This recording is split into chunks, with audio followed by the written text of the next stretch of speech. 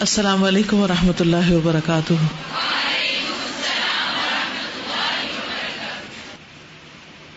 آپ میں سے کون کون اعتکاف بیٹھ رہا ہے؟ اچھا ماشاء اللہ۔ اور کتنے لوگ ہیں جو کبھی زندگی میں اعتکاف بیٹھے ہیں، پہلے بیٹھ چکے؟ اچھا ماشاء اللہ۔ تو اس دفعہ نہیں بیٹھ رہے؟ جی سیٹ نہیں ملی، اوکے، دیر ہو گئی، آپ کو لیٹ ہو گئے۔ چلے کوئی نہیں، نیکسٹ ٹائم جلدی سے انشاءاللہ نیت کر لیں۔ تو آج ہم اعتکاف کے بارے میں پڑھیں گے کچھ۔ نحمده ونصلی علی رسولہ الکریم، اما بعد فاعوذ باللہ من الشیطان الرجیم، بسم اللہ الرحمن الرحیم، رب اشرح لی صدری ویسر لی امری واحلل عقدۃ من لسانی یفقہوا قولی۔ رمضان و سنت الاعتکاف، رمضان اور اعتکاف کی سنت۔ اللہ تعالیٰ کا قرب حاصل کرنے کے لیے عبادت کی غرض سے مسجد میں رہنا اعتکاف کہلاتا ہے، یعنی والقلب متوجہ الی اللہ، جسمانی طور پر بھی اور قلبی طور پر بھی اللہ سبحانہ و تعالیٰ کی طرف متوجہ ہونا، اور مسجد میں بیٹھ کر۔ ویسے تو انسان بازار میں بھی ہو تو دل کس کی طرف متوجہ ہونا چاہیے؟ بازار کی چیزوں کی طرف، وہاں بھی اللہ کی یاد ہونی چاہیے، لیکن مسجد میں بیٹھ کر تو زیادہ۔ اگر کوئی مسجد میں بیٹھ کر بھی اللہ کو یاد نہ کرے تو اس کے بارے میں کیا کہتے ہیں آپ؟ کیا خیال ہے؟ کوئی جواب نہیں۔ ایک ایسا عمل ہے کہ مسجد میں بیٹھ کر بھی انسان اللہ کو یاد نہ کرے اور اس کا دل دنیا کی باتوں میں اور ادھر ادھر لوگوں کے رویے پہ جاتا رہے۔ کیونکہ ابھی آپ اعتکاف بیٹھنے والے ہیں انشاءاللہ، تو اس وقت کہیں ایسا نہ ہو کہ آپ کا نفس آپ کو اوور پاور کر جائے، اور بجائے اس کے کہ آپ اللہ تعالیٰ کی طرف متوجہ ہوں، آپ کی روحانیت اسٹرانگ ہو، آپ ادھر ادھر یہ دیکھنے میں وقت گزار دیں کہ لوگ کیا کر رہے ہیں، اور پھر ہو سکتا ہے کہ زیادہ غصہ آئے کسی کی کسی حرکت پر تو کسی دوسرے سے ذکر بھی شروع کر دے، تو اس سے کیا ہوگا؟ اعتکاف مکمل ہو جائے گا؟ نہیں ہوگا، ادھورا رہ جائے گا، ہو سکتا ہے ہو ہی نہ۔ تو اس لیے بہت ضروری ہے کہ اعتکاف کے لیے انسان پوری طرح اللہ سبحانہ تعالیٰ کی طرف متوجہ ہو۔ یہ سنت مؤکدہ کفایہ ہے، یعنی اگر بڑے شہروں دیہاتوں میں کوئی بھی اعتکاف نہ کرے تو سب کے ذمہ ترک سنت کا وبال رہتا ہے، یعنی ہر بستی میں سے کسی نہ کسی کو اعتکاف ضرور کرنا چاہیے، اور اگر کوئی ایک بھی اعتکاف کر لے تو سب کی طرف سے سنت ادا ہو جاتی ہے، اور اس کی مدت رمضان کا تیسرا عشرہ یعنی آخری 10 دن ہے۔ اس مدت میں دنیاوی کاموں، نفسانی خواہشات، دل پسند مشاغل اور اہل و عیال سے الگ ہو کر خود کو صرف اللہ کی عبادت کے لیے وقف کر دیا جاتا ہے۔ حضرت ابو ہریرہ سے روایت ہے کہ نبی صلی اللہ علیہ وسلم ہر سال رمضان میں 10 دن اعتکاف فرماتے تھے، لیکن وفات کے سال میں آپ نے 20 دن اعتکاف کیا۔ کیا نبی صلی اللہ علیہ وسلم سے بھی زیادہ کوئی مصروف انسان تھا یا کسی پر ذمہ داریاں زیادہ تھیں؟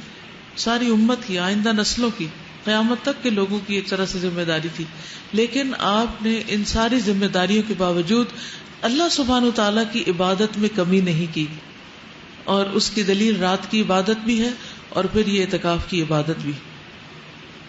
حضرت عبداللہ بن عمر سے روایت ہے کہ حضرت عمر نے نبی اکرم صلی اللہ علیہ وسلم سے پوچھا، اے اللہ کے رسول صلی اللہ علیہ وسلم، میں نے زمانے جاہلیت میں مسجد حرام میں ایک رات اعتکاف کرنے کی نظر مانی تھی۔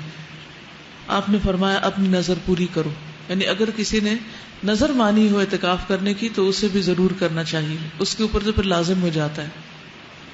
حضرت عائشہ فرماتی ہے کہ اعتکاف کرنے والوں کے لیے اعتکاف کے معاملے میں سنت یہ ہے کہ نہ وہ مریض کی عیادت کرے، ابھی غور سے سن لیجیے، نہ وہ مریض کی عیادت کرے، نہ جنازے میں جائے، نہ عورت کو ہاتھ لگائے، نہ اس سے مباشرت کرے، نہ کسی حاجت کے لیے مسجد سے نکلے سوائے اس حالت کے کہ جس کے لیے مسجد سے نکلنے کے سوا کوئی چارہ نہ ہو۔ مثلا ٹوائلٹ نہیں ہے مسجد کے اندر، جیسے مسجد حرام میں مسجد نبی کے اندر ٹوائلٹس نہیں ہے، باہر ہے نکل کے، تو اس صورت میں دور جا سکتے ہیں۔ یا نہانا ہے تو نہانے کا کوئی انتظام نہیں ہے مسجد میں اور نہانا ضروری بھی ہے تو اس صورت میں مسجد سے باہر جا سکتے ہیں۔ اور اعتکاف روزے کے بغیر نہیں ہوتا، تو جو لوگ روزے نہیں رکھتے وہ اعتکاف نہیں کر سکتے، اور اعتکاف نہیں ہوتا مگر صرف جامع مسجد میں، یعنی کہ اپنے گھر میں ہی اعتکاف بیٹھ گئے، یہ اعتکاف نہیں ہوتا۔ قرآن مجید میں آتا ہے وَأَنْتُمْ عَاكِفُونَ فِي الْمَسَاجِدِ، اور تم مسجدوں میں اعتکاف کرنے والے ہو. اور پھر یہ کہ رمضان کی 21 تاریخ کو فجر کی نماز کے بعد مسجد میں اعتکاف کے لیے بیٹھنا سنت ہے، یعنی معتکف میں انسان فجر کی نماز پڑھ کر جائے اور جب عید کا چاند نظر آئے تب اعتکاف سے باہر آ جائے. اعتکاف کے لیے روزہ رکھنا لازمی ہے. عورتوں کو بھی اعتکاف کرنا چاہیے. حضرت عائشہ سے روایت ہے کہ نبی کرم صلی اللہ علیہ وسلم رمضان کا آخری عشرہ اعتکاف فرماتے، یہاں تک کہ آپ نے وفات پائی تو آپ کے بعد آپ کی ازواج مطہرات نے اعتکاف کیا، یعنی خواتین بھی اعتکاف کرتی رہیں. اور جو لوگ اعتکاف نہ کر سکیں وہ کیا کریں؟ جی وہ کیا کریں؟ انہیں کیا کرنا چاہیے؟ ٹیلی ویژن لگا کے دل بہلانا چاہیے. وہ بھی اپنے وقت کا کچھ حصہ سارے کاموں کو چھوڑ کر کسی ایک گوشے میں، گھر کے سب سے اندر والے گوشے میں الگ بیٹھ کر کچھ نہ کچھ وقت ضرور گزاریں. یہ سب کچھ چھوڑ کر اللہ کی طرف متوجہ ہونا جو ہے اس کے اپنے فائدے ہیں اور یہ انسان کی ضرورت ہوتی. اور مثلا اس وقت بھی آپ ایک اچھا کام کریں لیکن ساتھ ساتھ سوشلائزنگ بھی ہو رہی، اس کا اپنا فائدہ ہے. لیکن جب آپ بالکل اکیلے تنہا ہوتے ہیں اور صرف ون آن ون اللہ سبحانہ و تعالیٰ کے ساتھ ہوتے ہیں تو اس کا مزہ ہی کچھ اور ہے. اگر مکمل 10 دن کا اعتکاف کرنا نہ ملے تو آپ آخری 3 دن بیٹھ جائیے، لیکن وہ مسنون اعتکاف نہیں ہوگا. اگر وہ نہ ہو تو آخری 1 دن بیٹھ جائیے، اگر 1 دن نہیں تو چند گھنٹے کے لیے بیٹھ جائیے، لیکن کچھ وقت تنہائی میں ضرور گزاریے، عبادت کی حالت میں، روزے کے ساتھ، دن کے وقت. ٹھیک، رات کو تو تاک راتے ہیں ہی، لیکن دن کی عبادت مراد ہے. یاد رہے گا انشاءاللہ. ٹھیک، چلیے آگے چلتے ہیں. 23واں پارہ شروع کرتی ہوں اللہ کے نام سے جو بے انتہا مہربان نہایت رحم فرمانے والا ہے. وَمَا لِيَ لَا أَعْبُدُ الَّذِي فَطَرَنِي وَإِلَيْهِ تُرْجَعُونَ أَأَتَّخِذُ مِن دُونِهِ آلِهَةً إِن يُرِدْنِ الرَّحْمَنُ بِضُرٍّ لَا تُغْنِ عَنِّي شَفَاعَتُهُمْ شَيْئًا وَلَا يُنْقِذُونَ. آخر کیوں نہ میں اس ہستی کی بندگی کروں، کیوں نہ اس رب کی عبادت کروں جس نے مجھے پیدا کیا اور جس کی طرف تم سب کو پلٹ کر جانا ہے. یعنی وہ صرف میرا ہی رب نہیں، تم سب کا رب بھی ہے. اسی نے تم کو بنایا، اسی کی طرف تم واپس لوٹو گے. کیا میں اسے چھوڑ کر دوسرے معبود بنا لوں؟ حالانکہ اگر رحمان مجھے کوئی نقصان پہنچانا چاہے تو نہ ان کی شفاعت میرے کسی کام آ سکتی ہے اور نہ وہ مجھے چھڑا ہی سکتے ہیں. اگر میں ایسا کروں تو میں سری گمراہی میں مبتلا ہو جاؤں گا. میں تو تمہارے رب پر ایمان لے آیا، تم بھی میری بات مان لو. آخر کار ان لوگوں نے اسے قتل کر دیا اور اس شخص سے کہہ دیا گیا کہ داخل ہو جاؤ جنت میں. اس نے کہا کاش میری قوم کو معلوم ہوتا کہ میرے رب نے کس چیز کی بدولت میری مغفرت فرما دی اور مجھے باعزت لوگوں میں داخل کر دیا. جب قوم کے لوگوں نے ایک کے بعد ایک پیغمبر کی بات نہیں مانی، اللہ سبحانہ وتعالیٰ نے اس قوم کی طرف 3 پیغمبر بھیجے، لیکن انہوں نے سب کو جھٹلا دیا، سب کو جھوٹا قرار دیا. تو اللہ سبحانہ وتعالیٰ نے ایک ایسے شخص تک پیغام پہنچا دیا جو شہر کے اندر بھی نہیں تھا، شہر کے باہر دور کسی اور بستی میں رہتا تھا. اس تک یہ بات پہنچی کہ پیغمبر اللہ کی طرف بلاتے ہیں. اس کے دل کو یہ بات بہت اچھی لگی اور وہ فوراً دوڑتا ہوا پیغمبروں کے پاس پہنچا اور ایمان لے آیا. اور اس نے ایمان اپنی زندگی کو خطرے میں ڈال کر قبول کیا تھا. یہ کوئی معمولی بات نہیں ہے. جب سارے لوگ جھٹلا رہے ہو، پورا معاشرہ انکار کر رہا ہو، اس وقت اقرار کرنا یہ ایک بہت بڑی قربانی کی بات ہے، بہت بڑی کریج کی بات ہے، بہت بہادری کی بات ہے. تو بہرحال جب اس نے پیغمبروں کی تائید کی تو اس کا یہ عمل اللہ تعالیٰ کو اتنا پسند آیا کہ اس کے بعد جب لوگوں نے اس کو مار ڈالا تو فوراً ہی جنت میں داخل کر دیا گیا، کیونکہ وہ شہید ہو چکا تھا. اور شہید کا پہلا قطرہ ہی جب زمین پر گرتا ہے خون کا تو اس کو جنت میں داخل کر دیا جاتا ہے.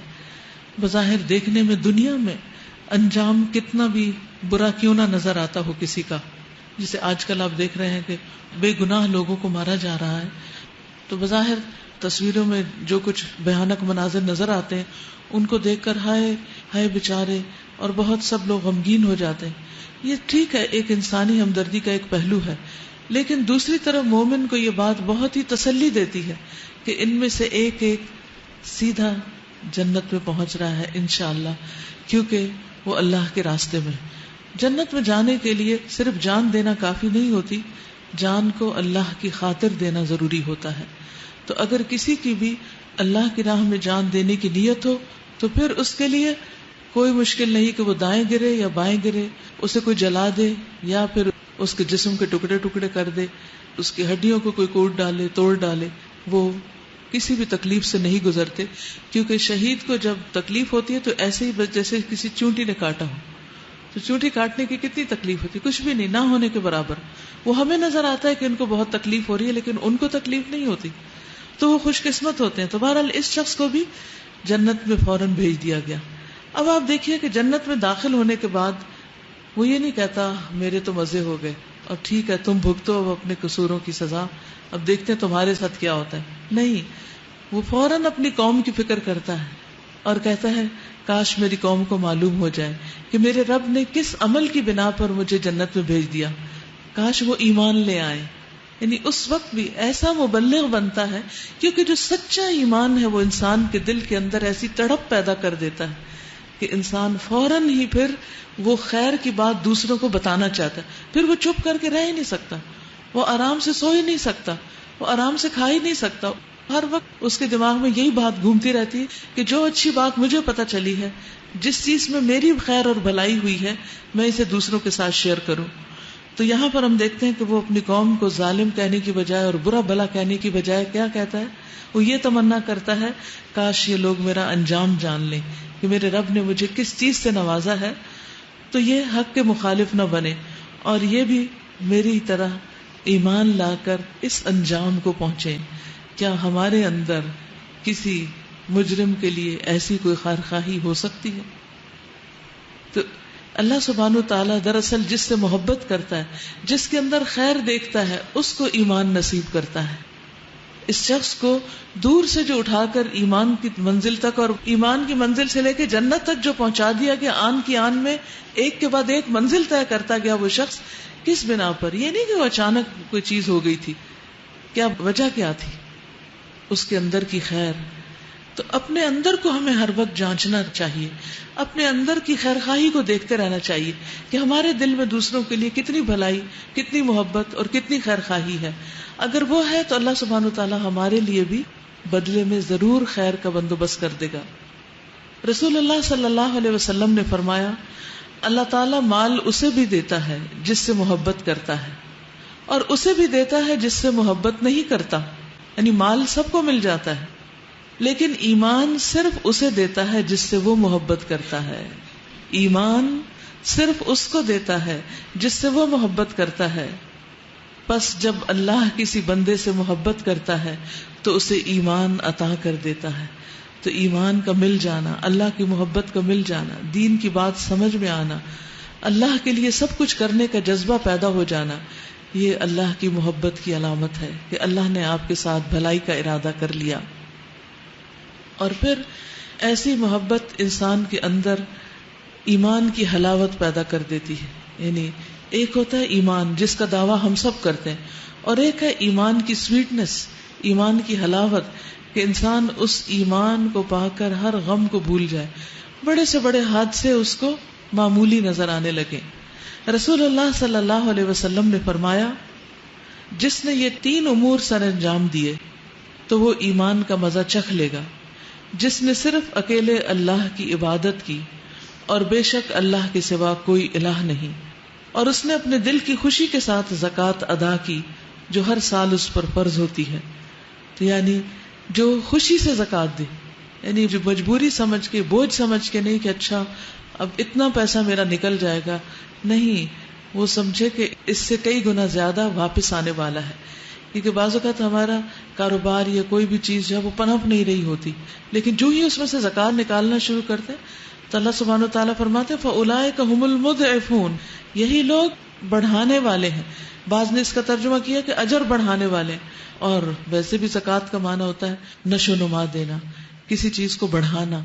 تو زکوٰۃ جہاں انسان کا ایمان بڑھاتی ہے، جہاں انسان کا اجر بڑھاتی ہے، وہاں زکوٰۃ انسان کے لیے اس کے مال میں اضافے کا ذریعہ بھی بنتی ہے، کیونکہ صدقہ کرنے سے مال کم نہیں ہوتا، مال بڑھتا رہتا ہے۔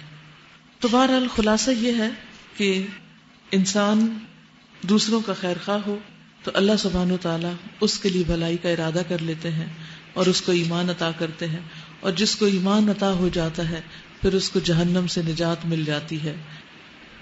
اب قوم کا کیا حال ہوا؟ وَمَا أَنزَلْنَا عَلَىٰ قَوْمِهِ مِن بَعْدِهِ مِن جُندٍ مِّنَ السَّمَاءِ وَمَا كُنَّا مُنزِلِينَ۔ اس کے بعد اس کی قوم پر ہم نے آسمان سے کوئی لشکر نہیں اتارا، ہمیں لشکر بھیجنے کی کوئی حاجت نہ تھی، بس ایک دھماکہ ہوا اور یکا یک وہ سب بجھ کر رہ گئے، صرف ایک چیخ سے سب مر گئے۔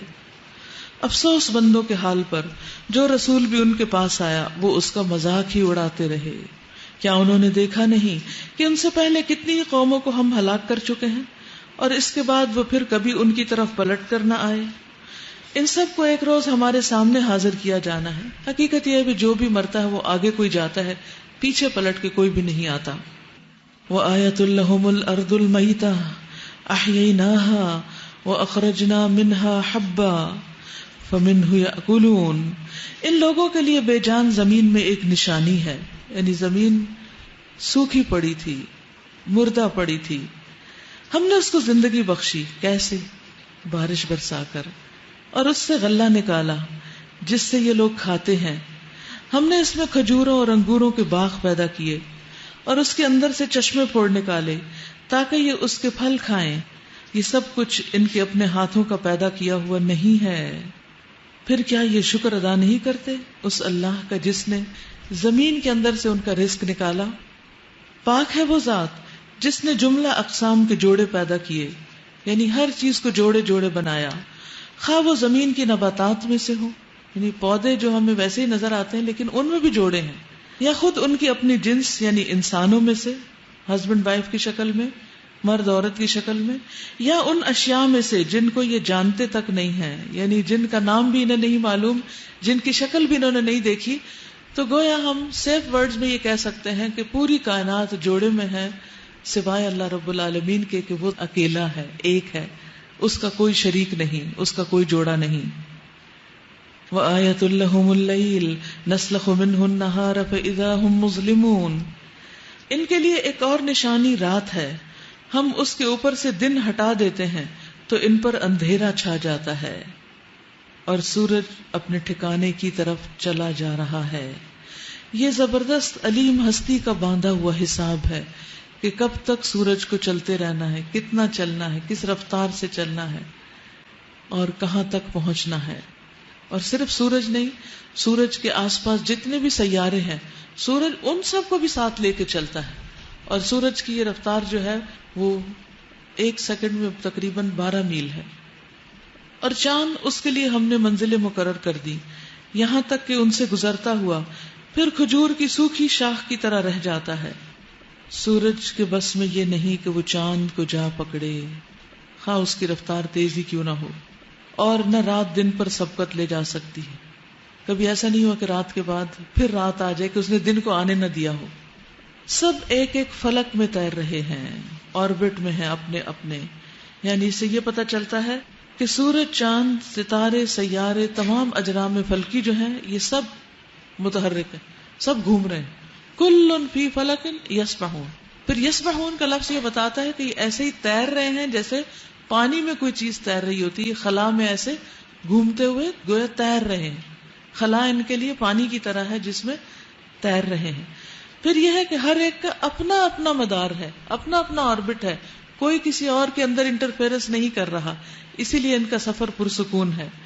اور پھر یہ بھی ہے کہ یہ افلاک تاروں کو لیے ہوئے گردش نہیں کر رہے، یعنی آسمان نہیں گھوم رہا، بلکہ تارے جو ہیں وہ افلاک کو لیے ہوئے گردش میں ہیں۔ تو یہ اللہ سبحانہ وتعالیٰ نے 1400 سال پہلے ہمیں بتا دیا تھا کہ کل فی فلک یسبحون۔ ان کے لیے یہ بھی ایک نشانی ہے کہ ہم نے ان کی نسل کو بھری ہوئی کشتی میں سوار کر دیا، اشارہ ہے نوح علیہ السلام کی کشتی کی طرف۔ پھر ان کے لیے ویسی ہی کشتیاں اور پیدا کی جن پر یہ سوار ہوتے ہیں، ہم چاہیں تو ان کو غرق کر دیں، ان کی کوئی فریاد سننے والا نہ ہو۔ خاص طور پر کھلے سمندر میں جب جہاز پہنچتا ہے تو آس پاس کوئی بہت جلد مدد کو نہیں پہنچ سکتا اور کسی طرح یہ بچائے نہ جا سکیں، بس ہماری رحمت ہی ہے جو انہیں پار لگاتی ہے اور ایک وقت خاص تک زندگی سے فائدہ اٹھانے کا موقع دیتی ہے۔ ان لوگوں سے جب کہا جاتا ہے کہ بچو اس انجام سے جو تمہارے آگے آ رہا ہے اور جو تمہارے پیچھے گزر چکا ہے، شاید کہ تم پر رحم کیا جائے، تو یہ سنی انسنی کر دیتے ہیں، یعنی غفلت سے نہیں جاگتے۔ یہی وہ بات ہے جو سورت کے شروع میں کہی گئی، وَجَعَلْنَا مِن بَيْنِ أَيْدِيهِمْ سَدًّا وَمِن خَلْفِهِمْ سَدًّا، کہ ایک دیوار ان کے پیچھے ہے، ایک آگے ہے۔ نہ مستقبل کے اندیشے ہیں ان کو کہ آخرت میں کیا ہوگا، نہ ماضی سے سبق لیتے ہیں کہ پچھلی قوموں کے ساتھ کیا ہوا۔ تو اس لیے ایسے لوگ کبھی ہدایت نہیں پاتے۔ ہدایت پانے کے لیے انسان کو دنیا کے واقعات پر غور کرنا چاہیے اور اس سے عبرت لینی چاہیے۔ اور جب ان سے کہا جاتا ہے کہ اللہ نے جو رزق تمہیں عطا کیا ہے اس میں سے کچھ اللہ کی راہ میں بھی خرچ کر دو، تو یہ لوگ جنہوں نے کفر کیا ہے ایمان لانے والوں کو جواب دیتے ہیں، کیا ہم ان کو کھلائیں جنہیں اگر اللہ چاہتا تو خود کھلا دیتا؟ تم تو بالکل ہی بہک گئے ہو۔ یعنی فی سبیل اللہ لوگوں کو کھلاتے نہیں، وہ کہتے ہیں اللہ کے بندے اللہ خود کھلا، ہمارے مال میں سے کیوں لیتے ہیں؟ عجب منطق۔ بھئی اللہ کا حکم ہے، اللہ نے تمہیں دے کے آزمایا ہے، ان سے لے کے آزمایا۔ وَيَقُولُونَ مَتَى هَذَا الْوَعْدُ إِن كُنتُمْ صَادِقِينَ، یہ لوگ کہتے ہیں قیامت کی دھمکی آخر کب پوری ہوگی، بتاؤ اگر تم سچے ہو۔ اس کا یہ مطلب نہیں کہ ان کو کوئی انتظار تھا یا کوئی فکر تھی تو پتہ کرنا چاہتے تھے کہ کب آ رہی قیامت کی ہم تیاری کر لیں، وہ ایک مذاق کے انداز میں کہتے تھے۔ دراصل یہ جس چیز کی راہ تک رہے ہیں، یعنی انتظار کر رہے ہیں، وہ بس ایک دھماکہ ہے جو یکا یک انہیں عین اس حالت میں دھر لے گا جب یہ اپنے دنیاوی معاملات میں جھگڑ رہے ہوں گے، اور اس وقت یہ وصیت تک نہ کر سکیں گے، نہ اپنے گھروں کو پلٹ سکیں گے۔ وَنُفِخَ فِي الصُّورِ فَإِذَا هُم مِّنَ الْأَجْدَاثِ إِلَىٰ رَبِّهِمْ يَنْسِلُونَ، پھر ایک سور پھونکا جائے گا اور یکا یک یہ اپنے رب کے حضور پیش ہونے کے لیے اپنی قبروں سے نکل کھڑے ہوں گے۔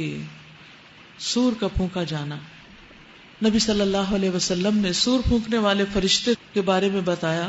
نبی صلی اللہ علیہ وسلم نے فرمایا کہ سور پھونکنے والے فرشتے کو جب سے یہ ڈیوٹی دی گئی ہے، یہ ذمہ داری دی گئی ہے، وہ تب سے تیار حالت میں اپنی آنکھیں عرش کی طرف لگائے ہوئے ہیں، یعنی وہ ہر وقت عرش کی طرف دیکھتا ہے، اس بات سے ڈرتے ہوئے کہ کہیں حکم ملنے سے پیشتر اس کی نگاہ ادھر ادھر نہ ہو جائے۔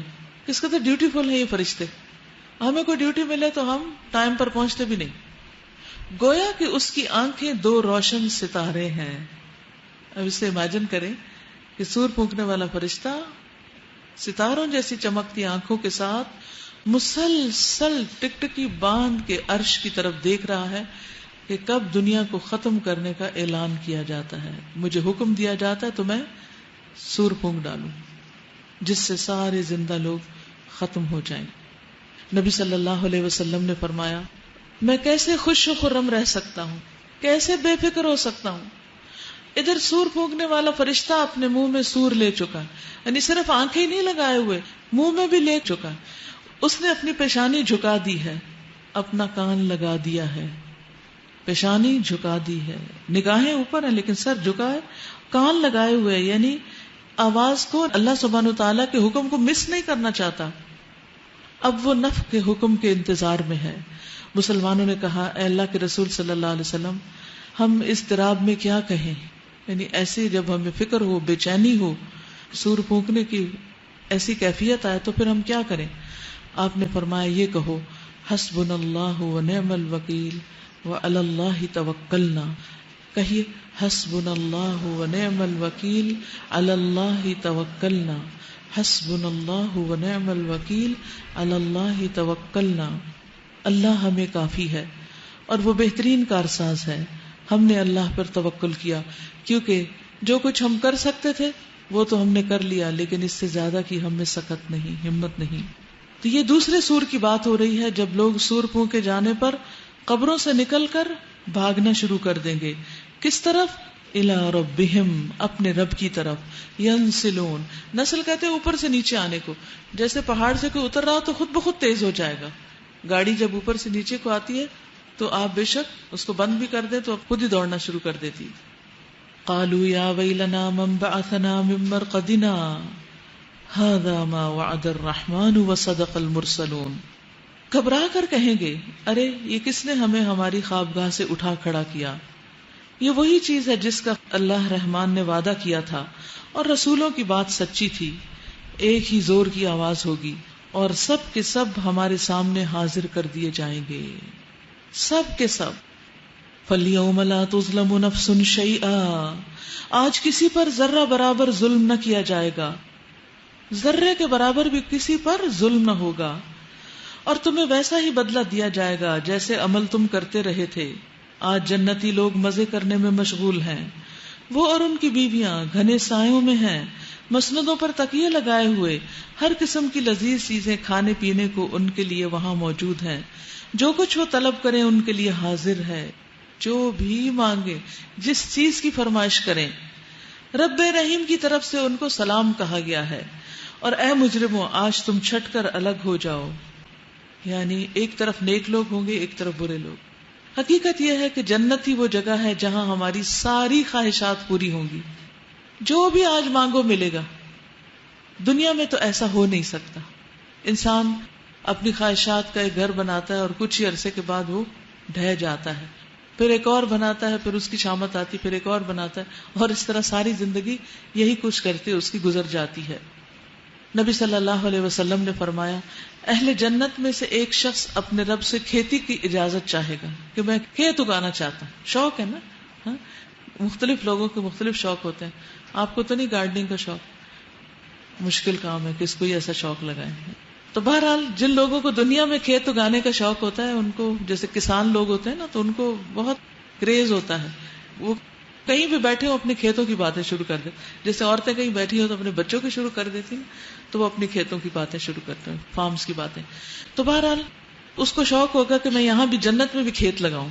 اللہ تعالیٰ فرمائے گا کیا تم اپنی موجودہ حالت پہ راضی نہیں ہو؟ یعنی جو کچھ مل گیا ہے. وہ کہے گا کیوں نہیں، لیکن میرا کھیتی کرنے کو دل چاہ رہا ہے. تو اللہ تعالیٰ اجازت دے دیں گے اچھا جاؤ کھیتی لگاؤ. وہ بیج ڈالے گا، صرف آنکھ جھپکنے کی دیر میں اس کی پیداوار اگائے گی، پک بھی جائے گی، کٹ بھی جائے گی، اور اس کے اندر سے نکلنے والے جو دانے وہ پہاڑوں کی طرح ڈھیر بھی لگ جائیں گے. اتنی تیزی کے ساتھ یہ سارا پروسیس ہوگا. دنیا میں ایسا کبھی بھی ممکن ہے، جو مرضی کر لیں آپ، جو پھول لگائیں گے وہ اپنے وقت پر ہی کھلیں گے، اس سے پہلے نہیں کھل سکتے. لیکن وہاں یہ سب کچھ ہو سکتا ہے. پھر اللہ تعالیٰ فرماتا ہے اے ابن آدم اسے رکھ لے، تجھے کوئی چیز آسودہ نہیں کر سکتی. یعنی انسان کی نیچر میں یہ چیز کہ وہ کسی حال میں خوش نہیں رہ سکتا. ایک چیز کو چاہتا ہے، پھر وہ مل جاتی ہے، پھر اس سے بور ہو جاتا ہے، پھر کچھ اور چاہتا ہے، پھر کچھ اور. یعنی چین تو ہے ہی نہیں کہیں. رسول اللہ صلی اللہ علیہ وسلم نے فرمایا اگر کوئی مومن جنت میں اولاد کی خواہش کرے کہ اس کے بچے ہو جائیں، تو صرف ایک گھڑی میں حمل، پیدائش اور جس عمر کا بچہ چاہیے ہوگا وہ اس عمر تک پہنچ جائے گا. بالکل چھوٹا بیبی چاہیے تو چھوٹا بیبی، اور اگر بڑا چاہیے کہ نہیں چھوٹا نہیں شور مچاتا ہے تو بڑا بیبی مل جائے تو یہ خواہش بھی پوری ہو جائے گی. تو خوشخبری ان لوگوں کے لیے جن کے دنیا میں بچے نہیں کہ ان کی یہ خواہش اللہ تعالیٰ ضرور پوری کر دے گا. تو یہ تھا انجام متقی لوگوں کا کہ جو جنت میں مزے کر رہے ہوں گے. لیکن جنت قیمت ہے ایمان کی، عمل صالح کی، دنیا میں اپنے نفس کی خواہشات کو قربان کرنے کی.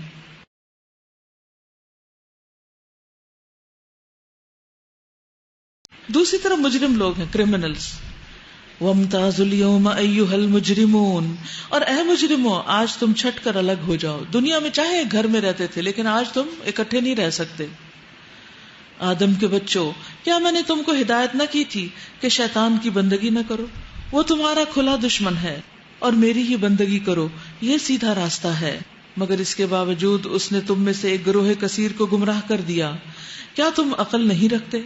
یہ وہی جہنم ہے جس سے تم کو ڈرایا جاتا رہا. دنیا میں بارہا بتایا گیا تمہیں، لیکن تمہیں یقین ہی نہیں آیا. جو کفر تم دنیا میں کرتے رہے اس کی پاداش میں اب اس کا ایندھن بنو. یعنی انسانوں کو بطور فیول استعمال کیا جائے گا جہنم میں، جس سے وہ بھڑکیں گے. انسانوں کے اندر آپ دیکھیں کہ مختلف جو کیمیکلز ہیں اور جو چیزیں جلانے والی ہیں، آگ بھڑکانے والی، وہ ساری انسان کے اندر موجود ہیں. تو انسانوں کے جسموں سے آگ نکل کر اور بھی زیادہ جہنم کو تپا دے گی. آج ہم ان کے منہ بند کیے دیتے ہیں، ان کے ہاتھ ہم سے بولیں گے، ان کے پاؤں گواہی دیں گے کہ یہ دنیا میں کیا کمائی کرتے رہے ہیں، دنیا میں کیا کرتے رہے. اس کے لیے انسان کا اپنا جسم انسان کے خلاف بولنا شروع کر دے گا. تو پہلی بات تو یہ پتہ چل رہی ہے کہ کفر کرنے والوں کو جہنم میں بھیجا جائے گا. جو اللہ تعالیٰ کی ذات کا انکار کرتے ہیں، یا اللہ تعالیٰ کے احکامات کا، نماز کا انکار، زکوٰۃ کا انکار، یا اور ایسے ہی اللہ تعالیٰ کی نافرمانی ہے کہ جن چیزوں کو اس نے فرض قرار دیا ہے ان کی طرف وہ توجہ نہیں دیتے. حدیث میں آتا ہے کہ قیامت کے دن ایک آواز دینے والا آواز دے گا کہ ہر قوم اس کے ساتھ جائے جس کی وہ پوجا کرتی تھی، اپنے اپنے لیڈر کو فالو کرے. چنانچہ صلیب کے پجاری اپنی صلیب کے ساتھ، بتوں کے پجاری بتوں کے ساتھ، اور تمام جھوٹے معبودوں کے پجاری اپنے اپنے معبودوں کے ساتھ چلے جائیں گے. صرف وہ لوگ باقی رہ جائیں گے جو خالص اللہ کی عبادت کرنے والے تھے، کسی اور کو اللہ کی عبادت میں شریک نہیں کرتے تھے. ان میں نیک اور بد دونوں قسم کے لوگ ہوں گے، اور اہل کتاب کے کچھ باقی ماندہ لوگ بھی ہوں گے. پھر دوزخ ان کے سامنے پیش کی جائے گی، وہ ایسی چمکدار ہوگی جیسے ریت ہوتی، جو دور سے پانی معلوم ہوتا ہے، جیسے سراب. پھر یہود سے پوچھا جائے گا کہ تم کس کی پوجا کرتے تھے؟ وہ کہیں گے عزیر ابن اللہ کی. انہیں جواب ملے گا تم نے جھوٹ بولا، اللہ کی نہ کوئی بیوی ہے نہ کوئی بیٹا. تم کیا چاہتے ہو؟ وہ کہیں گے کہ ہمیں پانی پلا دیا جائے، کیونکہ حشر کے دن بہت گرمی ہوگی. تو ان سے کہا جائے گا وہ چمکتی ریت کی طرف اشارہ کر کے کہ جاؤ وہاں سے پانی پی لو. جب وہاں پہنچیں گے تو وہ جہنم ہوگی. یہ دراصل وہ جہنم تھی. سراب ہے نا، دنیا میں بھی انسان سراب کے پیچھے دوڑتا ہے، دنیا بذات خود ایک سراب ہے. تو بہرحال وہ اس جہنم میں جا پہنچیں گے. پھر نصارہ کے ساتھ بھی اسی طرح ہوگا، اور ان کو بھی اسی طرح اس چمک کی طرف بلا کر اس کے اندر ڈال دیا جائے گا. تو اس سے یہ پتہ چلتا ہے کہ اگر کوئی شخص اللہ کے ساتھ شرک کرتا ہے تو پھر وہ بچ نہیں سکتا، اس کی پکڑ ضروری ہے. تو اس لیے دنیا میں ہی شرک سے بچ جانا چاہیے. اور ان باتوں کو اہل کتاب کو بتانا نہایت ضروری ہے کہ بظاہر وہ اللہ تعالیٰ اور اس کے رسولوں کو مانتے ہیں، آخرت کو بھی مانتے ہیں، لیکن ان کی زندگیوں میں شرک داخل ہو چکا ہے.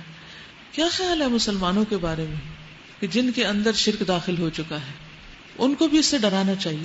بہت سے لوگ اللہ سبحانہ وتعالیٰ کے لیے نماز اور قربانی کرنے کے بجائے غیر اللہ کو سجدے کرتے ہیں، اور ان کے نام پہ قربانیاں کرتے ہیں، اور ان کے آگے جھکتے ہیں، اور ان سے دعائیں مانگتے ہیں، اور ان کے نام کی نظر و نیاز صدقہ خیرات کرتے ہیں. یعنی سارے مراسم عبودیت، یعنی جو ریچولز ہیں، وہ سارے کے سارے غیر اللہ کے لیے ہونے لگ گئے. تو پھر انجام کیا ہوگا؟ اہل کتاب بھی تو کتاب والے ہیں نا، اور ہم بھی کتاب والے ہیں. تو اگر کتاب کو پڑھا نہ جائے اور اس کو سمجھا نہ جائے اور اس کے مطابق عمل نہ کیا جائے تو پھر بہت مشکل ہوگی. دوسری بات یہاں یہ بتائی گئی ہے کہ الیوم نختم علی افواہہم، جہنمیوں کے منہ کے اوپر سیل لگا دی جائے گی، مہر لگا دی جائے گی. وتکلمنا ایدیہم، ان کے ہاتھ بولیں گے. وتشہد ارجلہم، اور ان کے پاؤں، ان کی ٹانگیں. بما کانوا یکسبون، جو کچھ وہ کرتے رہے. رسول اللہ صلی اللہ علیہ وسلم نے فرمایا قیامت کے دن جب تم لوگ پیش ہوگے تو تمہارے منہ پر مہر لگا دی جائے گی. پھر تم میں سے کسی ایک کی سب سے پہلے جو چیز بولے گی وہ اس کی ران اور ہتھیلی، یعنی ٹانگ اور ہتھیلی، یہ سب سے پہلے بولیں گی، کیونکہ زیادہ تر کام انسان انہی سے ہی لیتا ہے. ہم چاہیں تو ان کی آنکھیں موند دیں، پھر یہ راستے کی طرف لپک کر دیکھیں کہاں سے انہیں راستہ سجھائی دے گا. ہم چاہیں تو انہیں ان کی جگہ پر اس طرح مسخ کر کے رکھ دیں کہ یہ نہ آگے چل سکے نہ پیچھے پلٹ سکیں. وَمَن نُعَمِّرْهُ نُنَكِّسْهُ فِي الْخَلْقِ، جس شخص کو ہم لمبی عمر دیتے ہیں اس کی ساخت کو ہم الٹ ہی دیتے ہیں. وہ پھر بچہ بن جاتا ہے، ڈیپینڈنٹ ہو جاتا ہے دوسروں پر.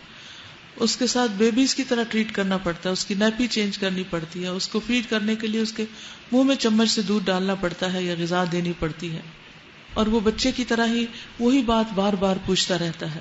تو ایک تو اس عمر سے پناہ مانگنی چاہیے، اور دوسرے کہ ڈرنا چاہیے انسان کو. کیا یہ حالات دیکھ کر انہیں عقل نہیں آتی؟ اللہ تعالیٰ پوچھتے ہیں کہ اس سے بھی عبرت نہیں ہو رہی، اس سے بھی سمجھ نہیں آتی.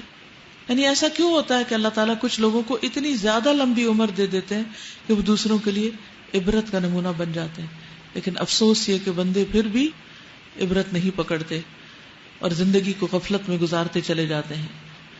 وما علمناہ الشعر وما ينبغی لہ، ہم نے اس نبی کو شعر نہیں سکھایا اور نہ شاعری اس کو زیب دیتی ہے. یہ تو ایک نصیحت ہے اور صاف پڑھی جانے والی کتاب، تاکہ وہ ہر اس شخص کو خبردار کر دے جو زندہ ہو، یعنی جس کا دل زندہ ہے، اور انکار کرنے والوں پر حجت قائم ہو جائے۔ اور اگر ویسے زندہ کی بات کی جائے تو اس سے پتہ چلتا ہے کہ قرآن پاک کس کے لیے آیا؟ زندہ لوگوں کے لیے، مردہ کے لیے نہیں۔ ہم کیا کرتے ہیں؟ مردوں پہ پڑھ پڑھ کے ان کو دیتے رہتے ہیں۔ تو اس آیت کو نوٹ کر لیجئے 70 کو، لِيُنذِرَ مَنْ كَانَ حَيًّا، تاکہ ڈرائے اس کو جو زندہ ہو، وَيَحِقَّ الْقَوْلُ عَلَى الْكَافِرِينَ، اور انکار کرنے والوں پر حجت قائم ہو جائے۔ کیا یہ لوگ دیکھتے نہیں کہ ہم نے اپنے ہاتھوں کی بنائی ہوئی چیزوں میں سے ان کے لیے مویشی پیدا کیے، کیٹلز، اور یہ اب ان کے مالک ہیں۔ ہم نے انہیں اس طرح ان کے بس میں کر دیا ہے کہ ان میں سے کسی پر یہ سوار ہوتے ہیں، کسی کا یہ گوشت کھاتے ہیں، اور ان کے اندر ان کے لیے طرح طرح کے فوائد اور مشروبات ہیں، پھر کیا یہ شکر گزار نہیں ہوتے؟ وَاتَّخَذُوا مِن دُونِ اللَّهِ آلِهَةً لَعَلَّهُمْ يُنصَرُونَ، یہ سب کچھ ہوتے ہوئے انہوں نے اللہ کے سوا دوسرے الہ بنا لیے ہیں، اور یہ امید رکھتے ہیں کہ ان کی مدد کی جائے گی۔ وہ ان کی کوئی مدد نہیں کر سکتے، بلکہ یہ لوگ الٹے ان کے لیے حاضر باش لشکر بنے ہوئے ہیں۔ اچھا، جو باتیں یہ بنا رہے ہیں وہ تمہیں رنجیدہ نہ کریں، ان کی چھپی اور کھلی سب باتوں کو ہم جانتے ہیں۔ اولم یر الانسان انا خلقناہ من نطفۃ فاذا هو خصیم مبین، کیا انسان دیکھتا نہیں کہ ہم نے اسے ایک نطفے سے پیدا کیا، پھر وہ صریح جھگڑالو بن کر کھڑا ہو گیا۔ اپنے آغاز کو دیکھے کہ کہاں سے وہ شروع ہوا اور کیا بن گیا۔ اب وہ ہم پر مثالیں چسپاں کرتا ہے اور اپنی پیدائش کو بھول جاتا ہے، کہتا ہے کون ان ہڈیوں کو زندہ کرے گا جبکہ یہ بوسیدہ ہو چکی ہوں۔ اس سے کہو انہیں وہی زندہ کرے گا جس نے پہلے انہیں پیدا کیا تھا، اور وہ تخلیق کا ہر کام جانتا ہے۔ وہی جس نے تمہارے لیے ہرے بھرے درخت سے آگ پیدا کر دی اور تم اس سے اپنے چولہے روشن کرتے ہو۔ کیا وہ جس نے آسمانوں اور زمین کو پیدا کیا اس پر قادر نہیں کہ ان جیسوں کو پیدا کر سکے؟ کیوں نہیں، جبکہ وہ ماہر خلاق ہے۔ وہ تو جب کسی چیز کا ارادہ کرتا ہے اس کا کام بس یہ ہے کہ اسے حکم دے کہ ہو جا، اور وہ ہو جاتی ہے۔ پاک ہے وہ جس کے ہاتھ میں ہر چیز کا مکمل اقتدار ہے، اور اسی کی طرف تم سب پلٹائے جانے والے ہو۔ اللہ الرحمن الرحیم، والصافات صفا فالزاجرات زجرا فالتالیات ذکرا ان الہکم لواحد رب السماوات والارض وما بینہما ورب المشارق۔ شروع کرتی ہوں اللہ کے نام سے جو بے انتہا مہربان نہایت رحم فرمانے والا ہے۔ قطار در قطار صف باندھنے والوں کی قسم، یعنی فرشتوں کی، پھر ان کی قسم جو ڈانٹنے پھٹکارنے والے ہیں، پھر ان کی قسم جو کلام نصیحت سناتے ہیں۔ ڈانٹنے پھٹکارنے سے مراد بادلوں کو ڈانٹ کر آگے لے جانا جہاں بارش برسانا مقصود ہو۔ پھر ان کی قسم جو کلام نصیحت کے سنانے والے ہیں، یعنی جو وحی لے کر آتے ہیں۔ تمہارا معبود حقیقی بس ایک ہی ہے، اللہ، جس نے ان فرشتوں کو پیدا کیا ہے اور یہ سارا انتظام قائم کیا ہے۔ رب السماوات والارض، جو آسمان و زمین کا مالک ہے، رب ہے، اور تمام ان چیزوں کا مالک ہے جو زمین و آسمان کے اندر ہیں، اور سارے مشرقوں کا مالک۔ بظاہر تو مشرق ایک ہے، لیکن ہر روز سورج ایک نئے اینگل سے نکلتا ہے تو مشرق الگ ہوتے چلے جائے۔ ویسے بھی جو ہمارا مشرق ہے وہ کسی اور قوم کا مغرب ہے، اور جو ہمارا مغرب ہے وہ کسی اور کا مشرق ہے۔ تو جتنے بھی مشرق یا مغرب ہیں وہ سب اللہ کے ہیں، وہی ان کا رب ہے، وہی مالک ہے۔ اس سے پتہ یہ چلتا ہے کہ ہر چیز جو مشرق اور مغرب کے بیچ میں ہے سب اللہ سبحانہ وتعالیٰ کے کنٹرول میں، تو حقیقی مالک وہی ہے۔ سورت چونکہ صافات ہے اس لیے صف بنانے کے بارے میں کچھ بات کرنا چاہوں گی۔ خصوصاً اللہ سبحانہ وتعالیٰ فرشتوں کی صفوں کی قسم کھا رہے ہیں، والصافات صفا، تو یہ بہت ہی اہم بات ہے۔ جابر بن سمرہ کہتے ہیں کہ رسول اللہ صلی اللہ علیہ وسلم نے فرمایا، کیا تم اس طرح صفیں نہیں بناتے جس طرح فرشتے اپنے رب عز و جل کے پاس بناتے ہیں؟ ہم نے پوچھا فرشتے اپنے رب کے پاس کس طرح صفیں بناتے ہیں؟ فرشتوں کی صف کیسی ہوتی ہے؟ آپ نے فرمایا، پہلے وہ آگے کی صفوں کو پورا کرتے ہیں اور ایک دوسرے کے ساتھ مل کر کھڑے ہوتے ہیں۔ آج کل بہت سے لوگوں کو جماعت سے تراویح پڑھنے کا اتفاق ہوگا، لیکن افسوس یہ کہ تراویح پڑھنے والے خود ہی تراویح کا مزہ خراب کر دیتے ہیں جب وہ نماز کے آداب اور شرائط کو نہیں جانتے، اور یہ بھی عین ممکن ہے کہ لمبے قیام کے بعد جب وہ لوٹیں تو کچھ بھی نہ لے کے لوٹیں، کیونکہ انہوں نے صف درست نہیں کی۔ کیونکہ صف کا درست کرنا نماز قائم کرنے کا حصہ ہے، اور صف درست نہیں ہو سکتی جب تک کہ سب درست نہ کریں. اگر ایک شخص پیچھے سے بگڑ کھڑا ہو اور اکڑ کھڑا ہو اور ہلے جلے نہیں تو کبھی بھی صف درست نہیں ہو سکتی، سب کی صف ٹوٹ جائے گی. تو اس لیے اگر آپ کو بہت شوق ہے نماز با جماعت پڑھنے کا تو سب سے پہلے صف بنانا سیکھیے، ورنہ اس محنت کا فائدہ نہ ہوگا. اور نماز کا حسن جو ہے وہ بھی صف بنانے میں ہے. نبی صلی اللہ علیہ وسلم نے فرمایا بے شک صف کا درست کرنا نماز کی خوبی میں سے ہے. پھر اسی طرح برا بن عازب کہتے ہیں کہ رسول اللہ صلی اللہ علیہ وسلم ایک کنارے سے دوسرے کنارے تک صف کے اندر آتے تھے اور ہمارے سینوں اور مونڈوں کو برابر کرتے ہوئے چھوتے تھے. یعنی آپ خود لوگوں کو اس طرح جیسے یوں سمجھے کہ جیسے کسی دیوار کے اوپر سیمنٹ نہیں کیا جاتا، اس کو پلستر کیا جاتا ہے، اس طرح آپ سب کے کندھے یوں برابر کرتے تھے کہ آگے پیچھے نہ ہو لوگ. اور فرماتے تھے کہ آگے پیچھے نہ ہو ورنہ تمہارے دل بھی ایک دوسرے سے مختلف ہو جائیں گے. آج مسلمانوں میں اتفاق کیوں نہیں، باہم محبتیں کیوں نہیں؟ کیونکہ نماز کی صف ٹوٹی ہوئی ہے، نماز کے اندر ڈسپلن نہیں. تو جس عبادت میں ڈسپلن نہیں، پھر پوری دنیا میں یونٹی کہاں سے آ سکتی ہے ہم مسلمانوں کے اندر؟ اور جب یونٹی نہیں، ہر ایک کو صرف اپنے مفاد کی ہے، تو پھر کسی کو کوئی تکلیف پہنچے تو مدد کو کوئی کہاں سے پہنچے گا؟ آپ فرمایا کرتے تھے بے شک پہلی صف والوں پر اللہ اپنی رحمت نازل فرماتا ہے اور فرشتے ان کے لیے دعا کرتے ہیں، لیکن عورتوں کے لیے پچھلی صف زیادہ پسندیدہ ہے. پھر اسی طرح صف ملانے کا اجر بھی ہے اور توڑنے کا گناہ بھی ہے. عبداللہ ابن عمر رضی اللہ عنہما سے مروی ہے کہ رسول اللہ صلی اللہ علیہ وسلم نے فرمایا صفیں درست رکھا کرو کیونکہ تمہاری صفیں ملائکہ کی صفوں کے مشابہ ہوتی ہیں. کندھے ملا لیا کرو اور درمیان کی خلا کو پر کر لیا کرو. اپنے بھائیوں کے ہاتھوں میں نرم ہو جایا کرو، یعنی اگر وہ آگے پیچھے ہونے کو کہے تو ہو جایا کرو. اور شیطان کے لیے خالی جگہ نہ چھوڑا کرو، یعنی بیچ میں گیپس تو ہونے نہیں چاہیے. امام کی طرف سب کو جڑتے چلے جانا چاہیے، تو اس طرح سب کی صف درست ہو جائے گی.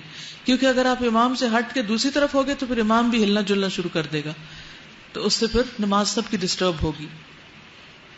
اور جو شخص صف کو ملاتا ہے اللہ تعالیٰ اسے جوڑتا ہے، اور جو شخص صف کو توڑتا ہے اللہ اس کو توڑتا ہے. تو یہ معمولی چیز نہیں ہے. تو پلیز ایک تو سیدھی صف ہو اور دوسرے یہ کہ باہم جڑے ہوئے ہوں، ساتھ لگے ہوئے ہوں. ایسے ہی تو نہیں کہ نماز با جماعت کا اجر 27 گنا زیادہ، کیونکہ اس میں لگتی ہے محنت زیادہ. اکیلے تو آپ جیسے تیسے کھڑے ہو جائیں، لیکن ایسا نہ ہو 27 لیتے لیتے 0 پہ آ جائیں. ان الہکم لواحد رب السماوات والارض وما بینہما ورب المشارق انا زینا السماء الدنیا بزینت الکواکب. ہم نے آسمان دنیا کو تاروں کی زینت سے آراستہ کیا ہے اور ہر شیطان سرکش سے اس کو محفوظ کر دیا ہے. یہ شیاطین ملائے اعلیٰ کی باتیں نہیں سن سکتے، ہر طرف سے مارے اور ہانکے جاتے ہیں اور ان کے لیے پہم عذاب ہے. تاہم اگر کوئی ان میں سے کچھ لے اڑے تو ایک تیز شعلہ اس کا پیچھا کرتا ہے، شہاب ثاقب. اب ان سے پوچھو ان کی پیدائش زیادہ مشکل ہے یا ان چیزوں کی جو ہم نے پیدا کر رکھی ہیں؟ یعنی انسان اپنے آپ کو کیا سمجھتا ہے؟ انسان سے بڑی بھی ہیوج چیزیں موجود ہیں، جائنٹس. ان کو تو ہم نے لیسدار گارے سے پیدا کیا. تم اللہ کی قدرت کے کرشموں پر حیران ہو اور یہ اس کا مذاق اڑا رہے ہیں. ایک ہی چیز ہوتی ہے، ایک شخص کے ایمان کو تازہ کر رہی ہوتی ہے اور دوسرا اپنی حماقت بے وقوفی کی وجہ سے اسی پر ہنس رہا ہوتا ہے. سمجھایا جاتا ہے تو سمجھ کر نہیں دیتے، کوئی نشانی دیکھتے ہیں تو اسے ٹھٹھوں میں اڑا دیتے ہیں اور کہتے ہیں یہ تو سری جادو ہے، برین واشنگ ہے. بھلا کہیں ایسا ہو سکتا ہے کہ جب ہم مر چکے ہوں اور مٹی بن جائیں اور ہڈیوں کا پنجر رہ جائیں اس وقت ہم پھر زندہ کر کے اٹھائے جائیں؟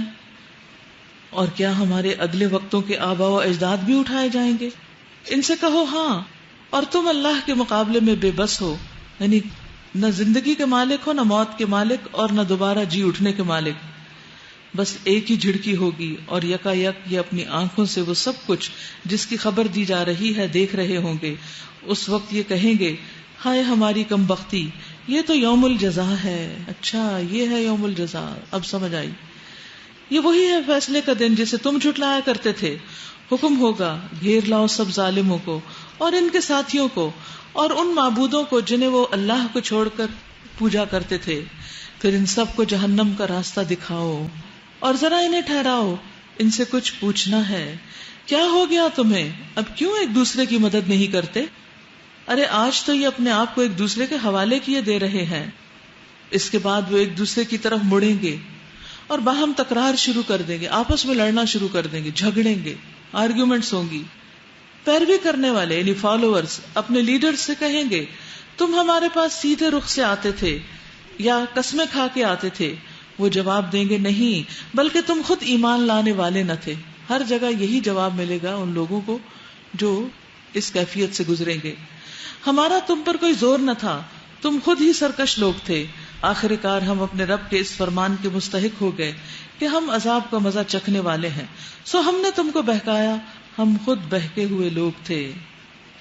اس طرح وہ سب اس روز عذاب میں مشترک ہوں گے. ہم مجرموں کے ساتھ یہی کچھ کیا کرتے ہیں. یہ وہ لوگ تھے جب ان سے کہا جاتا اللہ کے سوا کوئی معبود برحق نہیں تو یہ گھمنڈ میں آ جاتے تھے، تکبر کرتے تھے اور کہتے کیا ہم ایک شاعر مجنون کی خاطر اپنے معبودوں کو چھوڑ دیں، حالانکہ وہ حق لے کر آیا ہے اور اس نے رسولوں کی تصدیق کی تھی. اب ان سے کہا جائے گا کہ تم لازماً دردناک عذاب کا مزہ چکھنے والے ہو، اور تمہیں جو بھی بدلہ دیا جا رہا ہے انہی اعمال کا دیا جا رہا ہے جو تم کرتے رہے ہو. مگر اللہ کے چنے ہوئے بندے اس انجام بد سے محفوظ ہوں گے. ان کے لیے جانا بوجھا رزق ہے، ان کے لیے جانا بوجھا رزق ہے اور طرح طرح کی لذیذ چیزیں یعنی جنت کے اندر. وہم مکرمون، اور نعمت بھری جنتیں جن میں وہ عزت کے ساتھ رکھے جائیں گے. فی جنات النعیم، نعمت بھری جنتوں میں. علی سرور متقابلین، تختوں پر آمنے سامنے بیٹھیں گے. شراب کے چشموں سے ساغر بھر بھر کر ان کے درمیان پھرائے جائیں گے. چمکتی ہوئی شراب جو پینے والوں کے لیے لذت ہوگی. یعنی جنت میں انسان صرف تمنا کرے گا کہ مجھے یہ چیز مل جائے، بس اس کے بعد وہ بھول جائے. یہ تھوڑی کہ کسی بڑے سے بڑے ریسٹورینٹ میں جا کر آپ آرڈر بک کرائیں اور پھر بھول جائیں، جب ان کی مرضی ہو آپ کو سرو کریں اور پھر بھی آپ بڑے خوش ہوتے ہیں. تو جنت میں ایسے کوئی انتظار نہیں کرنا پڑے گا کہ ویٹر گیا ہے اور ویٹ ہی کروانا شروع کر دیا اس نے. وہاں پر انسان تمنا کرے گا کسی خاص قسم کی شراب پیے. تو حدیث میں آتا ہے، ابو امامہ فرماتے ہیں کہ جنت والوں میں سے ایک شخص جنت کی شراب کی خواہش کرے گا تو برتن ٹونٹی والی کیتلی کی طرح کا اس کے ہاتھ میں آ جائے گا، خود ہی آٹومیٹیکلی آ جائے گا. وہ پی لے گا، پھر وہ برتن واپس اپنی جگہ پہ پہنچ جائے گا. خود اٹھ کے لانا نہیں پڑے گا اور خود پی کر واپس اپنی جگہ پہ رکھنا نہیں پڑے گا، خود ہی آئے گا، خود ہی جائے گا. اور شراب بھی کیسی، نہ ان کے جسم کو اس سے کوئی نقصان ہوگا. دنیا کی شراب سے تو نقصان ہوتا ہے، نہ ان کی عقل اس سے خراب ہوگی. دنیا کی شراب پی کر تو لوگ واہیات بکنے لگتے ہیں. اور ان کے پاس نگاہیں بچانے والی خوبصورت آنکھوں والی عورتیں ہوں گی، یعنی جنت کی عورتیں، حوریں ایسی نازک جیسے انڈے کے چھلکے کے نیچے چھپی ہوئی جھلی. یعنی ان کی سکن اتنی سافٹ ہوگی. دنیا میں کیا کیا پاپڑ بیلتے ہیں سکن سافٹ کرنے کے لیے، لیکن جنت میں ایسی خواتین کی سکن خود بخود ہی اچھی ہوگی. اب جنت میں سب کچھ مل گیا، عیش و عشرت سے جی رہے ہیں، ہر چیز ہے جو وہ چاہتے ہیں. اتنے میں ایک دوسرے سے باتیں کریں گے، پھر وہ ایک دوسرے کی طرف متوجہ ہو کر دنیا کے حالات پوچھیں گے. ان میں سے ایک کہے گا دنیا میں میرا ایک دوست تھا، میرا ایک کلیگ تھا. ہم نشین جو ہے، قرین جو ہے، کلیگ کو کہتے ہیں. میرا ایک ساتھ رہنے والا تھا جو مجھ سے کہا کرتا تھا کیا تم بھی تصدیق کرنے والوں میں سے ہو. یعنی ایسا ہوتا ہے نا بعض جگہوں پہ مسلم نان مسلم اکٹھے ورک کرتے ہیں، کو ورکر ہوتے ہیں، تو وہ آپس میں ریلیجن پہ بھی بات کرتے ہیں. تو یہ باتیں سب ریکارڈ ہو رہی ہیں. قیامت کے دن جا کے ان کو دوبارہ ریکال کیا جائے گا. آج ریکارڈ کیا جا رہا، کل ریکال کیا جائے گا.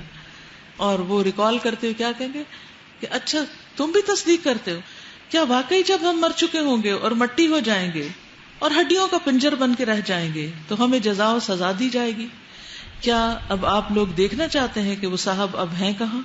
یہ کہہ کر جو ہی وہ جھکے گا تو جہنم کی گہرائی میں اس کو دیکھ لے گا اور اس سے خطاب کر کے کہے گا اللہ کی قسم تو مجھے تباہی کر دینے والا تھا.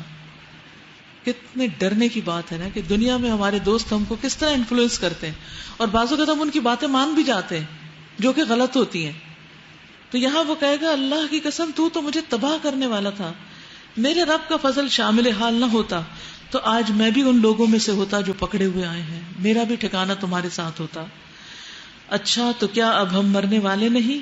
موت جو ہمیں آنی تھی وہ بس پہلے آ چکی، اب ہمیں کوئی عذاب نہیں ہونا. جنت والوں کو کسی قسم کی کوئی تکلیف، کوئی مصیبت، کوئی عذاب نہ ہوگا. ان ھذا لہو الفوز العظیم، انڈر لائن کر لیجیے، ان ھذا لہو الفوز العظیم لمثل ھذا فلیعمل العاملون. یقیناً یہی عظیم الشان کامیابی ہے، ایسی ہی کامیابی کے لیے عمل کرنے والوں کو عمل کرنا چاہیے.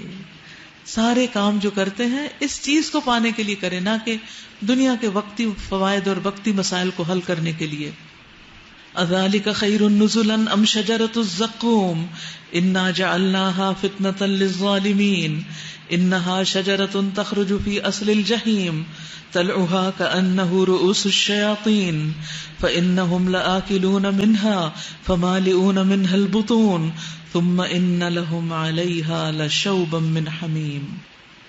بولو یہ ضیافت اچھی ہے یا زقوم کا درخت؟ زقوم کا درخت کیا ہے؟ رسول اللہ صلی اللہ علیہ وسلم نے فرمایا اگر زقوم کا ایک قطرہ بھی زمین پہ ٹپکایا جائے، صرف 1 ڈراپ، تو زمین والوں کی زندگی کڑوی کر دے، تلخ کر دے، ہر چیز کڑوی ہو جائے، پانی آپ کا کڑوا ہو جائے، کھانا، میٹھے پھل، ہر چیز میں کڑواہٹ آ جائے. تو اب سوچ لو کہ جس کا کھانا ہی زقوم ہوگا اس کا کیا بنے گا.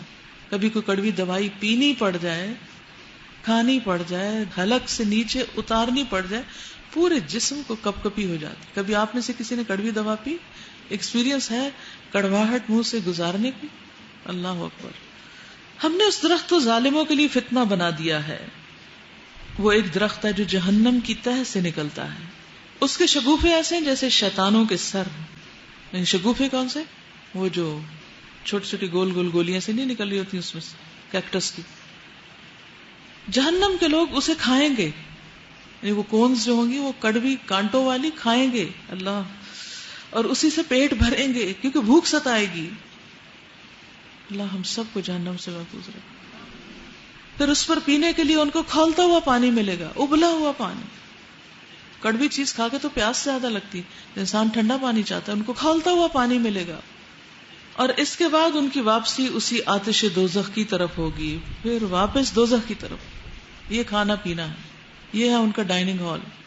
یہ وہ لوگ ہیں جنہوں نے اپنے باپ دادا کو گمراہ پایا اور انہی کے نقش قدم پر دوڑ پڑے، یعنی آنکھیں بند کر کے تقلید کی، بغیر سوچے سمجھے بس روایات کے پیچھے بھاگتے رہے.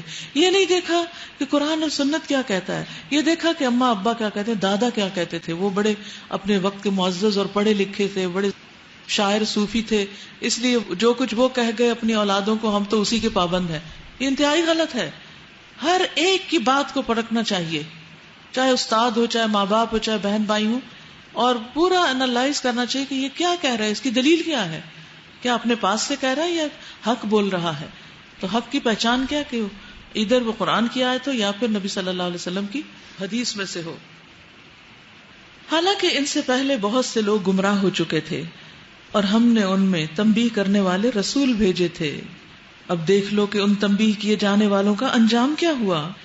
اس بد انجامی سے بس اللہ کے وہی بندے بچے ہیں جنہیں اس نے اپنے لیے خالص کر لیا ہے. الا عباد اللہ المخلصین. اللہ ہم کو بھی وہ اخلاص عطا کر دے. وَلَقَدْ نَادَانَا نُوحٌ فَلَنِعْمَ الْمُجِيبُونَ. ہم کو اس سے پہلے نوح علیہ السلام نے پکارا تھا تو دیکھو کہ ہم کیسے اچھے جواب دینے والے تھے. نوح علیہ السلام کی دعا ہم نے سن لی. آپ بھی دعا کیجیے، اللہ آپ کی بھی سنے گا انشاءاللہ. رسول اللہ صلی اللہ علیہ وسلم نے فرمایا بے شک دعا فائدہ دیتی ہے. اس کے بارے میں بھی جو کچھ نازل ہو چکا ہے، یعنی کوئی پریشانی، تکلیف، مصیبت، بیماری آ گئی ہے تو اس سے بھی فائدہ ہوگا. اور اس کے بارے میں بھی جو ابھی نہیں اترا، کوئی مصیبت آنے والی ہے تو دعائیں شروع کر دو تو اللہ تعالیٰ اس کو ٹال دے گا. بندو تم پر دعا کرنا لازم ہے، یعنی اللہ تعالیٰ کو بندے سے پسند ہے کہ وہ دعا کرتا رہے. ہم نے اس کو اور اس کے گھر والوں کو کرب عظیم سے بچا لیا، یعنی شدید اذیت سے بچایا جو مسلسل 950 سال سے ان کی قوم ان کو دے رہی تھی ایمان نہ لا کر، اور اسی کی نسل کو باقی رکھا اور بعد کی نسلوں میں اس کی تعریف و توصیف چھوڑ دی. یعنی ان کے جو بچے، پھر بچوں کے بچے اور آگے جو چلے، وہ سب اپنے اس نیک دادا کو پہچانتے تھے اور ان کی تعریف کرتے تھے. در حقیقت وہ ہمارے مومن بندوں میں سے تھا. اس سے یہ پتہ چلتا ہے کہ باپ دادا اگر صحیح دین پر ہوں تو ہی صرف ان کی بات مانی جائے گی، اور اس کے لیے بھی دلیل چاہیے. پھر دوسرے گروہ کو ہم نے غرق کر دیا، ڈبو دیا، اور نوح علیہ السلام ہی کے طریقے پہ چلنے والا ابراہیم تھا علیہ السلام، جب وہ اپنے رب کے حضور قلب سلیم لے کر آیا، جب اس نے اپنے باپ اور اپنی قوم سے کہا یہ کیا چیزیں ہیں جن کی تم عبادت کرتے ہو؟ کیا اللہ کو چھوڑ کر جھوٹ گڑے ہوئے معبود چاہتے ہو؟ آخر اللہ رب العالمین کے بارے میں تمہارا کیا گمان ہے؟ پھر اس نے ایک نظر تاروں پہ ڈالی اور کہا میری طبیعت خراب ہے. چنانچہ وہ لوگ اسے چھوڑ کر چلے گئے. ان کے پیچھے وہ چپکے سے ان کے معبودوں کے مندر میں گھس گیا اور بولا آپ لوگ کھاتے کیوں نہیں؟ کیا ہو گیا؟ آپ لوگ بولتے بھی نہیں. اس کے بعد وہ ان پر پل پڑا اور سیدھے ہاتھ سے خوب ضربیں لگائیں. واپس آ کر وہ لوگ بھاگے بھاگے اس کے پاس آئے. اس نے کہا کیا تم اپنی ہی تراشی ہوئی چیزوں کو پوجتے ہو حالانکہ اللہ ہی نے تم کو بھی پیدا کیا ہے اور ان چیزوں کو بھی جنہیں تم بناتے ہو.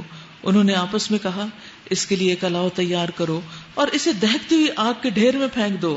انہوں نے اس کے خلاف ایک کاروائی کرنا چاہی تھی مگر ہم نے انہی کو نیچا کر دیا. فَأَرَادُوا بِهِ كَيْدًا فَجَعَلْنَاهُمُ الْأَسْفَلِينَ. ابراہیم علیہ السلام کس طرح میلے میں نہیں جاتے کہ طبیعت خراب ہے، لیکن جب بتوں کو مارنے کی باری آتی ہے تو پتھر کے بت توڑ دیتے ہیں خراب طبیعت کے ساتھ. اس سے کیا پتہ چلتا ہے کہ مومن کی طبیعت کب خراب ہوتی ہے اور کب ٹھیک ہوتی ہے. آپ کی طبیعت کسی شادی میں جانا ہو، کسی پارٹی میں جانا ہو، بازار جانا ہو، پھر ٹھیک ہو جاتی. اگر تھوڑی بہت خراب بھی ہو تو گولی وغیرہ کھا کے کہتے ہیں اتنی بھی خراب نہیں، کام چل جائے گا، اور ضرور اٹینڈ کرتے ہیں. لیکن اگر کسی درس کی مجلس میں جانا ہو یا کوئی تعلیم و تربیت کا کام کرنا ہو یا کسی بیمار کی عادت یا خدمت کرنا یا کوئی اور دنیا کا کام کرنا تو پھر کیا ہوتا ہے؟ پھر ہماری طبیعت خراب ہو جاتی ہے. کہتے تم لوگ چلے جاؤ، میری آج طبیعت خراب ہے، میں نہیں جا سکتا. تو کس کی سنت کی پیروی کرنی ہے، نفس کی یا ابراہیم علیہ السلام کی؟ تو بالآخر اللہ سبحانہ وتعالیٰ نے ابراہیم علیہ السلام کو بچا لیا اور ان کے دشمنوں کو نیچا کر دیا. وقال انی ذاہب الی ربی سیہدین.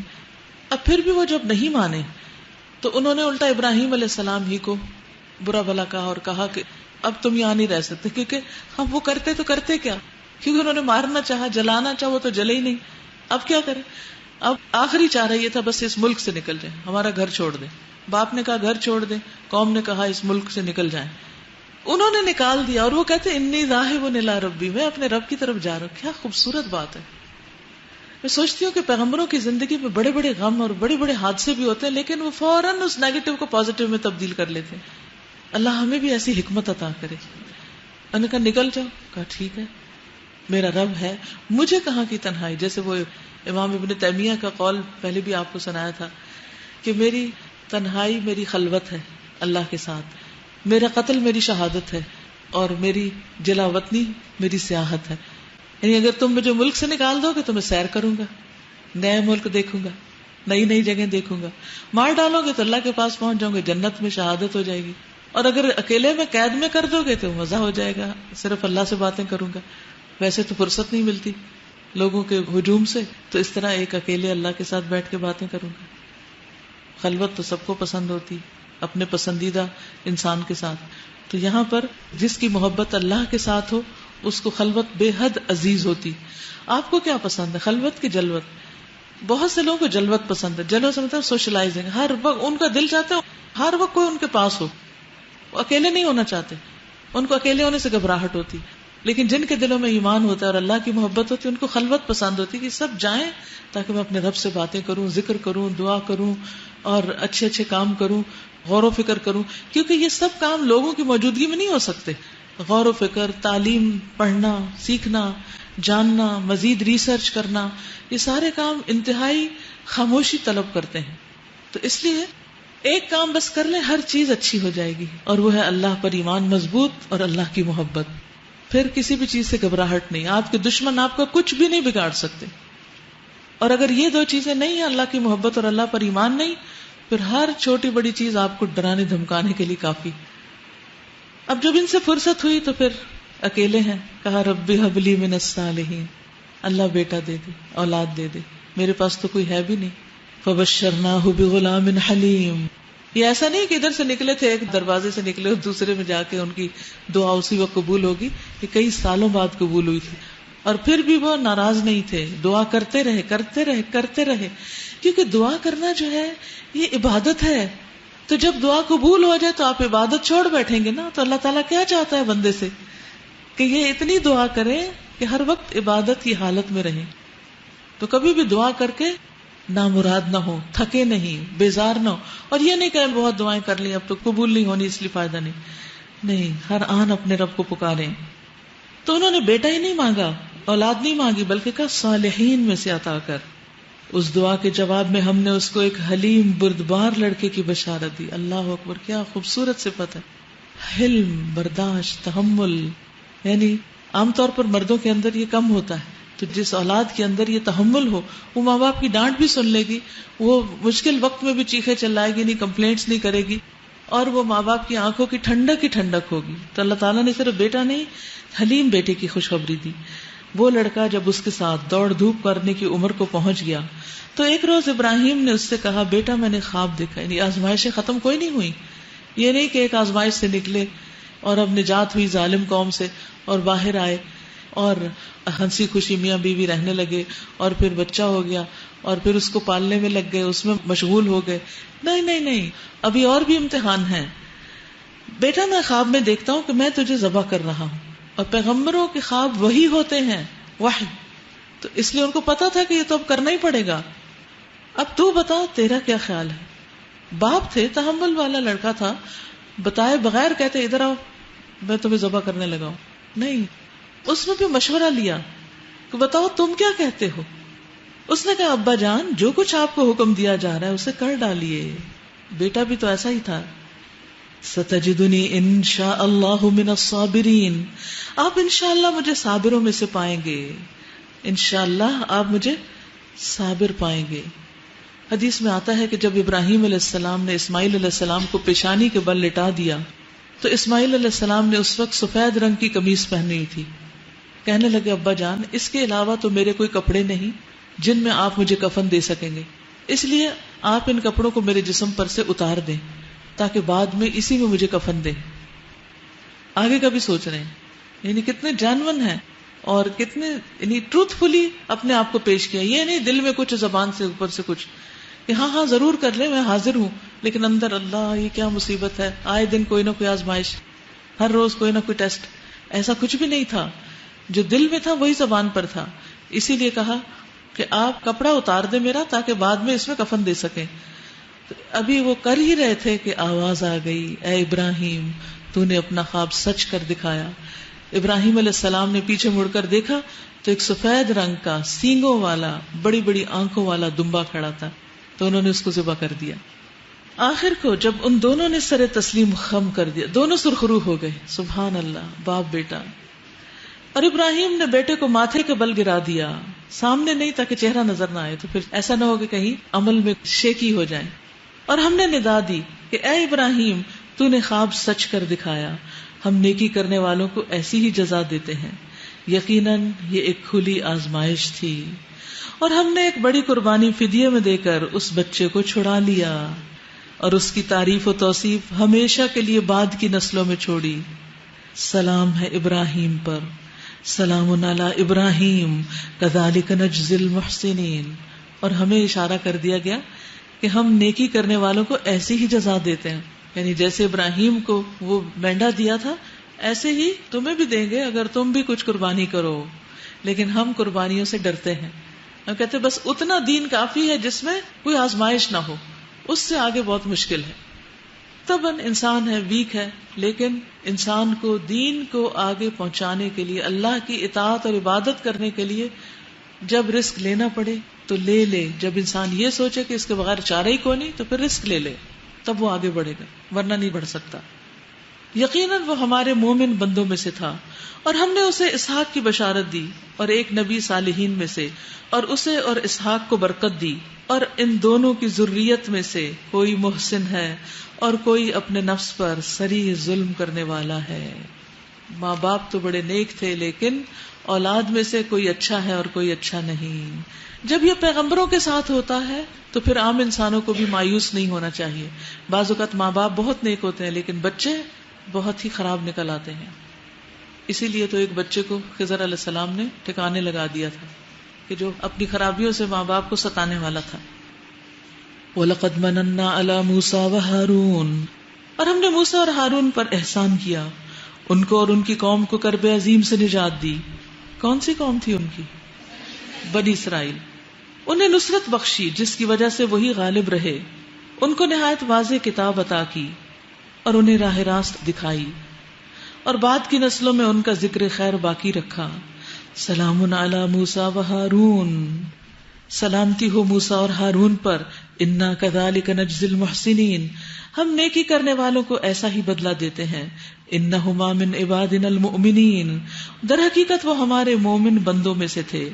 وان الیاس لمن المرسلین، اور الیاس بھی یقیناً مرسلین میں سے تھا. الیاس علیہ السلام، بعض کہتے ہیں کہ یہ سامرا میں آئے تھے اور بعض کچھ اور جگہ بتاتے ہیں. بہرحال یہ بھی بنی اسرائیل کی طرف ہی بھیجے گئے تھے. اس وقت بھیجے گئے تھے جب بنی اسرائیل شرک میں کھلا مبتلا ہو چکی تھی اور انہوں نے ایک بت پوجنا شروع کر دیا تھا جس کا نام بال تھا. یاد کرو جب اس نے اپنی قوم سے کہا تھا کیا تم لوگ ڈرتے نہیں ہو؟ کیا تم بال کو پکارتے ہو اور احسن الخالقین کو چھوڑ دیتے ہو؟ اس اللہ کو جو تمہارا اور تمہارے اگلے پچھلے آباء و اجداد کا رب ہے. مگر انہوں نے اسے جھٹلا دیا، سو اب یقیناً وہ سزا کے لیے پیش کیے جانے والے ہیں، بجز ان بندوں کے جن کو خالص کر لیا گیا تھا. یعنی اس سزا سے صرف وہی بچیں گے جنہوں نے الیاس علیہ السلام کو نہیں جھٹلایا اور اپنے آپ کو اللہ کی بندگی کے لیے چھانٹ لیا، یعنی خالص کر لیا. وَتَرَكْنَا عَلَيْهِ فِي الْآخِرِينَ سَلَامٌ عَلَى إِلْيَاسِينَ إِنَّا كَذَلِكَ نَجْزِي الْمُحْسِنِينَ، اور الیاس کا ذکر خیر ہم نے بعد کی نسلوں میں باقی رکھا. سلام ہے الیاس پر، ہم نیکی کرنے والوں کو ایسی ہی جزا دیتے ہیں. واقعی وہ ہمارے مومن بندوں میں سے تھا. یہ ہے اللہ کی گواہی. اللہ ہمیں بھی ایمان نصیب کر دے. وَإِنَّ لُوطًا لَمِنَ الْمُرْسَلِينَ إِذْ نَجَّيْنَاهُ وَأَهْلَهُ أَجْمَعِينَ، اور لوط علیہ السلام بھی انہی لوگوں میں سے تھے جو رسول بنا کر بھیجے گئے. یاد کرو جب ہم نے اس کو اور اس کے سب گھر والوں کو نجات دی سوائے ایک بڑھیا کے جو پیچھے رہ جانے والوں میں سے تھی، باقی سب کو تہس نہس کر دیا. آج تم شب و روز ان کے اجڑے دیار پر سے گزرتے ہو، کیا تم کو عقل نہیں آتی؟ یعنی قریش کے تاجر شام اور فلسطین کی طرف جاتے ہوئے ان سارے کھنڈرات کو، ان نظاروں کو دیکھتے ہیں. وَبِاللَّيْلِ أَفَلَا تَعْقِلُونَ، دن کو بھی اور رات کو بھی کیا تم عقل سے کام نہیں لیتے؟ وَإِنَّ يُونُسَ لَمِنَ الْمُرْسَلِينَ إِذْ أَبَقَ إِلَى الْفُلْكِ الْمَشْحُونِ فَسَاهَمَ فَكَانَ مِنَ الْمُدْحَضِينَ فَالْتَقَمَهُ الْحُوتُ وَهُوَ مُلِيمٌ فَلَوْلَا أَنَّهُ كَانَ مِنَ الْمُسَبِّحِينَ لَلَبِثَ فِي بَطْنِهِ إِلَى يَوْمِ يُبْعَثُونَ. اور یقیناً یونس علیہ السلام بھی رسولوں میں سے تھے. یاد کرو جب وہ ایک بھری کشتی کی طرف بھاگ نکلے اپنی قوم سے ناراض ہو کر، پھر وہ کرہ اندازی میں شریک ہوئے اور اس میں مات کھائی. آخر کار مچھلی نے اسے نگل لیا اور وہ ملامت زدہ تھا، یعنی خود کو خود کوس رہے تھے. اب اگر وہ تسبیح کرنے والوں میں سے نہ ہوتا تو قیامت تک اسی مچھلی کے پیٹ میں رہتا. اس سے کیا پتہ چلتا ہے کہ تسبیح کرتے رہنا چاہیے جب خاص طور پر کوئی تکلیف ہو. نبی صلی اللہ علیہ وسلم نے فرمایا جب بھی بندہ خالص ہو کر لا الہ الا اللہ کہتا ہے تو آسمان کے دروازے کھول دیے جاتے ہیں. آسمان کے دروازے کھول دیے جاتے ہیں یہاں تک کہ وہ عرش تک پہنچ جاتا ہے، جب تک کہ وہ کبیرہ گناہوں سے بچتا رہے. یعنی ایک شخص جو کبیرہ گناہوں کو نہیں کرتا اور اللہ کے لیے اپنے عمل کو خالص کرتا ہے تو لا الہ الا اللہ جب کہتا ہے تو اللہ سبحانہ وتعالی دروازے کھول دیتے ہیں اس کے لیے، اس کی دعا کی قبولیت ہو جاتی. تو اصل چیز کیا ہے پھر؟ اخلاص. یس. فَنَبَذْنَاهُ بِالْعَرَاءِ وَهُوَ سَقِيمٌ، آخر کار ہم نے اسے بڑی سقیم حالت میں ایک چٹیل زمین پر پھینک دیا. وَأَنبَتْنَا عَلَيْهِ شَجَرَةً مِّن يَقْطِينٍ، اور اس پر ایک بیلدار درخت اگا دیا. کہتے ہیں کدو کا درخت تھا، کدو کی بیل تھی. اس کے بعد ہم نے اسے 1,00,000 یا اس سے زائد لوگوں کی طرف بھیجا. وہ ایمان لائے اور ہم نے ایک وقت خاص تک انہیں باقی رکھا. فَاسْتَفْتِهِمْ أَلِرَبِّكَ الْبَنَاتُ وَلَهُمُ الْبَنُونَ، پھر ذرا ان لوگوں سے پوچھو کیا ان کے دل کو یہ بات لگتی ہے کہ تمہارے رب کے لیے تو ہوں بیٹیاں اور ان کے لیے ہوں بیٹے؟ کیا واقعی ہم نے ملائکہ کو عورتیں ہی بنایا ہے اور یہ آنکھوں دیکھی بات کہہ رہے ہیں؟ خوب سن رکھو، دراصل یہ لوگ اپنی من گھڑت سے یہ بات کہتے ہیں کہ اللہ اولاد رکھتا ہے، اور فی الواقع یہ جھوٹے ہیں۔ کیا اللہ نے بیٹوں کی بجائے بیٹیاں اپنے لیے پسند کر لی؟ تمہیں کیا ہو گیا ہے؟ کیسے حکم لگا رہے ہو؟ کیا تمہیں ہوش نہیں آتا؟ یا پھر تمہارے پاس اپنی ان باتوں کے لیے کوئی صاف سند ہے تو لاؤ اپنی وہ کتاب اگر تم سچے ہو۔ اور انہوں نے اللہ اور جنوں کے درمیان ایک رشتہ بنا رکھا ہے، حالانکہ جن خوب جانتے ہیں کہ یہ لوگ مجرم کی حیثیت سے پیش ہونے والے ہیں۔ اور وہ کہتے ہیں کہ اللہ ان صفات سے پاک ہے جو اس کے خالص بندوں کے سوا دوسرے لوگ اس کی طرف منسوب کرتے ہیں۔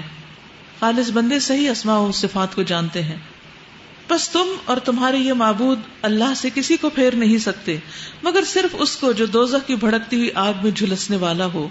اور ہمارا حال تو یہ ہے کہ ہم میں سے ہر ایک کا ایک مقام مقرر ہے، اور ہم صف بستہ خدمتگار ہیں اور تسبیح کرنے والے ہیں۔ یہ لوگ پہلے تو کہا کرتے تھے کاش ہمارے پاس وہ ذکر ہوتا جو پچھلی قوموں کو ملا تھا تو ہم اللہ کے چنے ہوئے بندے ہوتے۔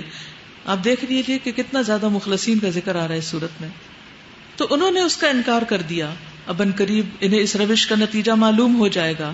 اپنے بھیجے ہوئے بندوں میں سے ہم پہلے ہی وعدہ کر چکے ہیں کہ یقیناً ان کی مدد کی جائے گی اور ہمارا لشکر ہی غالب ہو کر رہے گا۔ پس اے نبی صلی اللہ علیہ وسلم ذرا کچھ مدت تک انہیں ان کے حال پر چھوڑ دو اور دیکھتے رہو، ان قریب یہ خود بھی دیکھ لیں گے۔ کیا یہ ہمارے عذاب کے لیے جلدی مچا رہے ہیں؟ فَإِذَا نَزَلَ بِسَاحَتِهِمْ فَسَاءَ صَبَاحُ الْمُنذَرِينَ، جب وہ ان کے صحن میں اترے گا تو وہ دن ان لوگوں کے لیے بہت برا ہوگا جنہیں متنبہ کیا جا چکا ہے۔ بس ذرا انہیں کچھ مدت کے لیے چھوڑ دو اور دیکھتے رہو، ان قریب یہ خود دیکھ لیں گے۔ سبحان ربک رب العزت عما یصفون وسلام علی المرسلین والحمد للہ رب العالمین۔ پاک ہے تیرا رب، عزت کا مالک، ان تمام باتوں سے جو یہ لوگ بنا رہے ہیں، اور سلام ہے مرسلین پر، اور ساری تعریف اللہ رب العالمین کے لیے ہے۔ تو اس میں خاص طور پر جو پچھلی آیات گزری ہیں، فرشتوں نے اپنی دو کوالٹی بتائی ہیں۔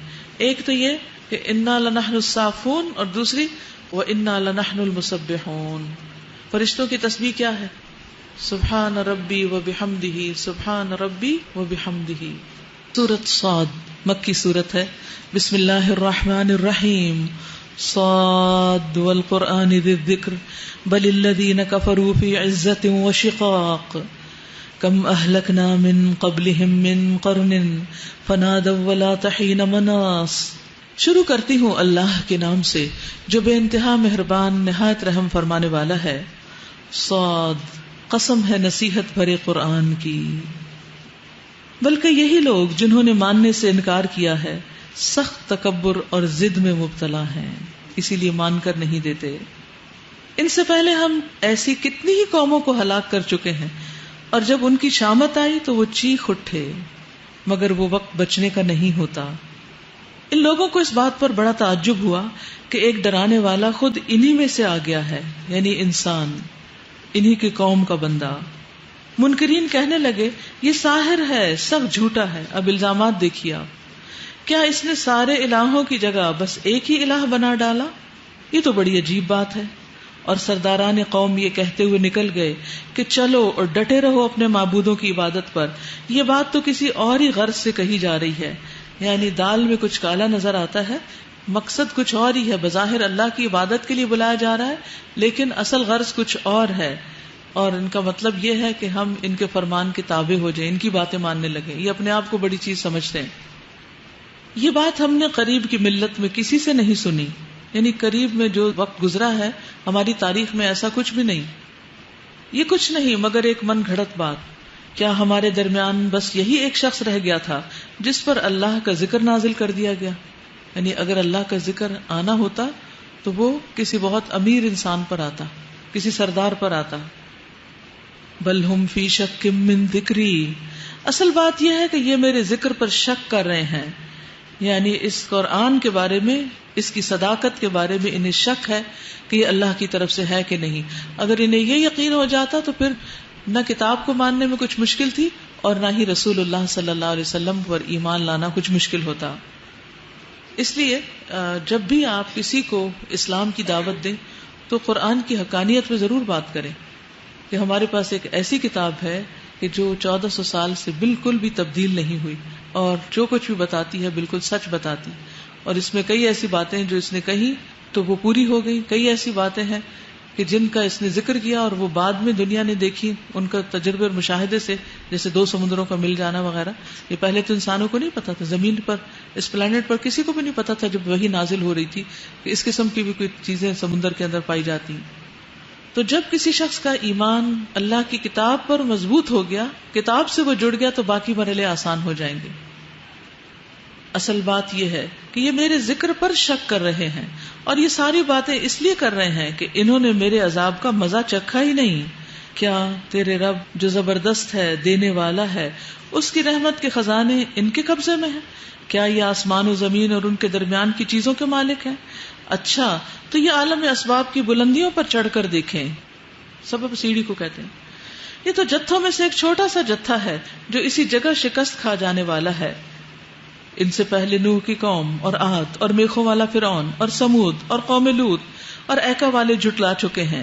جتھے وہ تھے، ان میں سے ہر ایک نے رسولوں کو جھٹلایا، تو میری سزا کا فیصلہ ان پر چسپاں ہو کر رہا.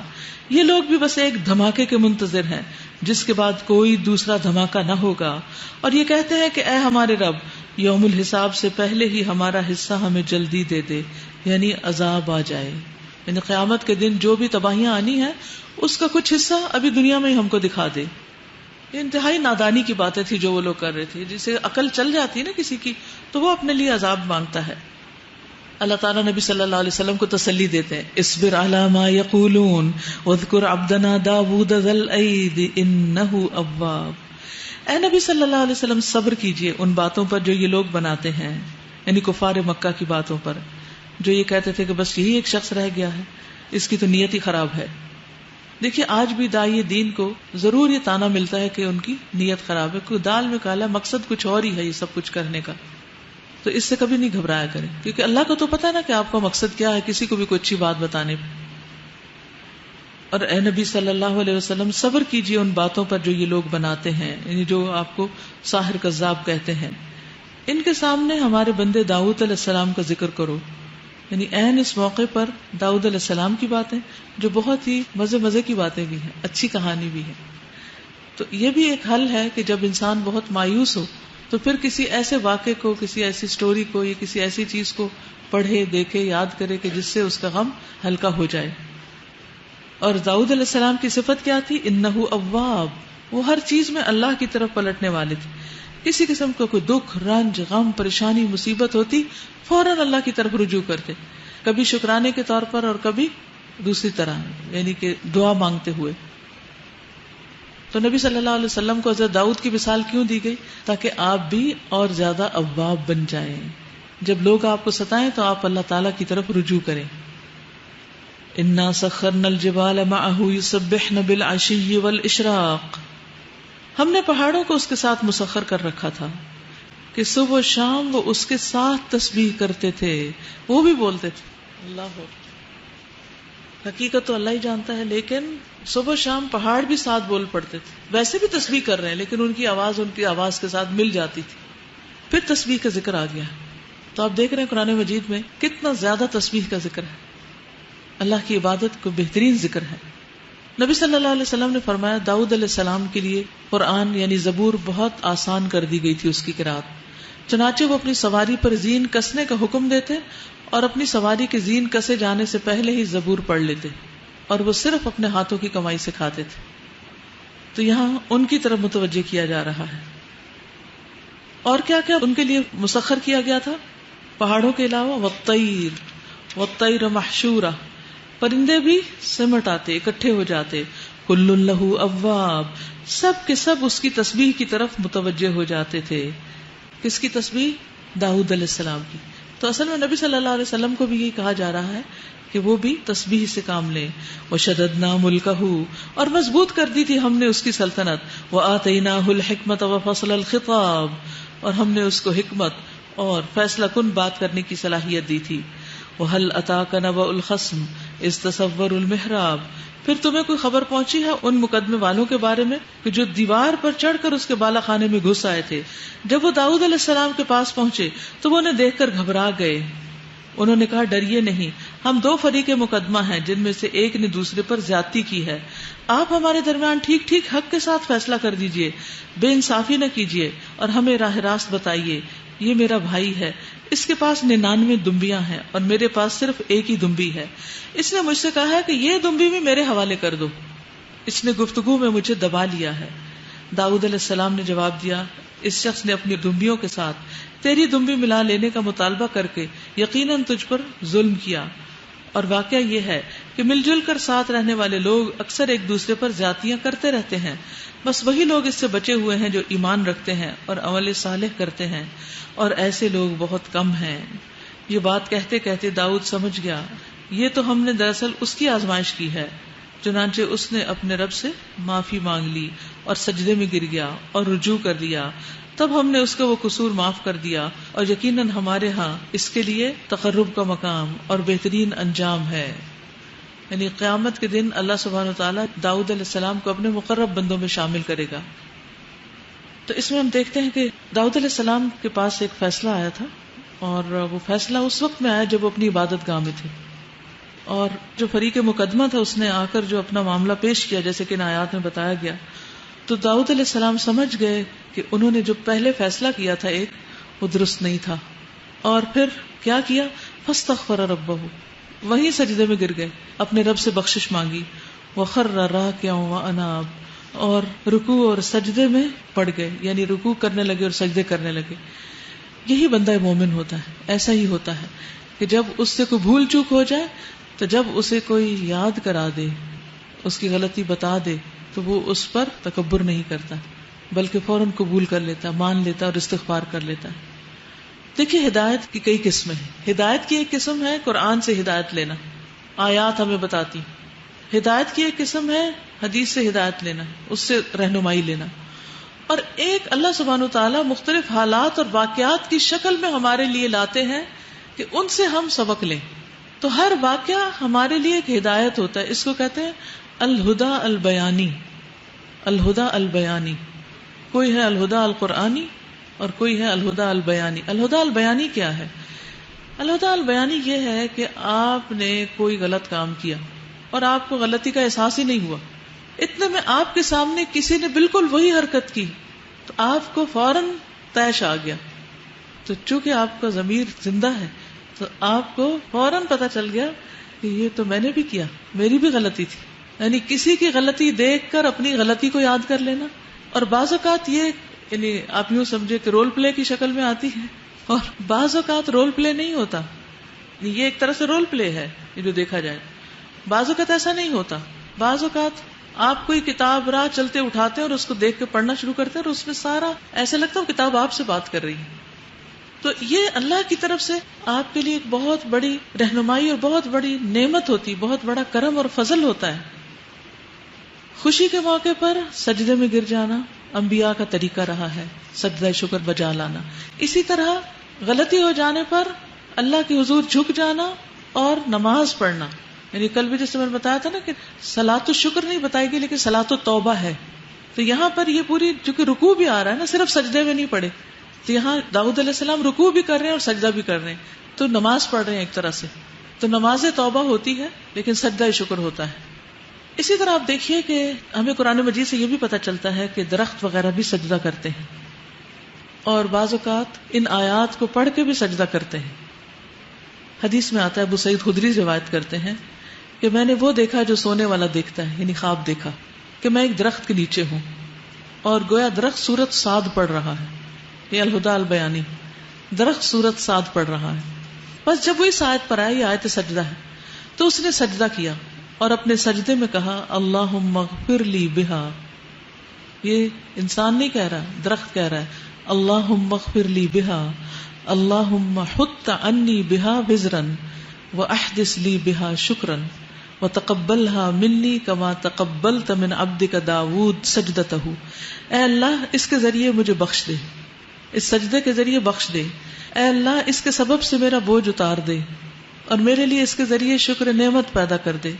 اور اسے مجھ سے قبول کر لے، مجھے بخش دے، جیسا تو نے اپنے بندے داؤد سے ان کا سجدہ قبول کر لیا تھا۔ تو یہ بڑا عجیب خواب تھا۔ تو ابو سعید خدری کہتے ہیں کہ میں صبح حضور صلی اللہ علیہ وسلم کے پاس گیا اور آپ کو بتایا۔ آپ نے فرمایا ابو سعید تم نے بھی سجدہ کیا؟ میں نے عرض کیا نہیں۔ آپ نے فرمایا تم درخت کی نسبت سجدہ کرنے کے زیادہ مستحق تھے۔ پھر رسول اللہ صلی اللہ علیہ وسلم نے سورۃ صاد کی تلاوت فرمائی ابو سعید کے لیے، اور جب یہ آیت سجدہ آئی تو آپ نے سجدہ کیا، اور سجدے میں آپ نے وہی کہا جو درخت نے اپنے سجدے میں کہا تھا۔ تو یہ بھی سجدے کی دعا ہے۔ دوبارہ پڑھتی ہوں، اللہم اغفر لی بہا، اللہم حط عنی بہا وزرن، اللہم حط عنی دور کر دے مجھ سے، بہا اس کے ذریعے، وزرن بوجھ، واحدث لی بہا شکرن اور اس کے ذریعے میرے اندر شکر پیدا کر دے، وتقبلھا منی اور اس کو مجھ سے قبول کر لے، کما تقبلت من عبدک داؤد سجدتہ جیسے تو نے اپنے بندے داؤد کا سجدہ قبول کیا تھا، تو میرا سجدہ بھی قبول کر لے۔ تو ہم سب کو بھی اللہ سبحانہ وتعالیٰ کا شکر گزار ہونا چاہیے۔ یا داؤد انا جعلناک خلیفۃ فی الارض فاحکم بین الناس بالحق ولا تتبع الهوى فيضلك عن سبيل الله ان الذين يضلون عن سبيل الله لهم عذاب شديد بما نسوا يوم الحساب۔ ہم نے اس سے کہا ہے داؤد ہم نے تجھے زمین میں خلیفہ بنایا ہے، لہٰذا تو لوگوں کے درمیان حق کے ساتھ حکومت کر اور خواہش نفس کی پیروی نہ کر کہ وہ تجھے اللہ کی راہ سے بھٹکا دے گی۔ اللہ اکبر، انڈر لائن کیجیے اس جملے کو، وَلَا تَتَّبِعِ الْهَوَى فَيُضِلَّكَ عَن سَبِيلِ اللَّهِ، خواہش نفس کی پیروی نہ کرنا، وہ تجھے اللہ کی راہ سے بھٹکا دے گی۔ جو لوگ اللہ کی راہ سے بھٹکتے ہیں یقیناً ان کے لیے سخت سزا ہے کہ وہ یوم الحساب کو بھول گئے۔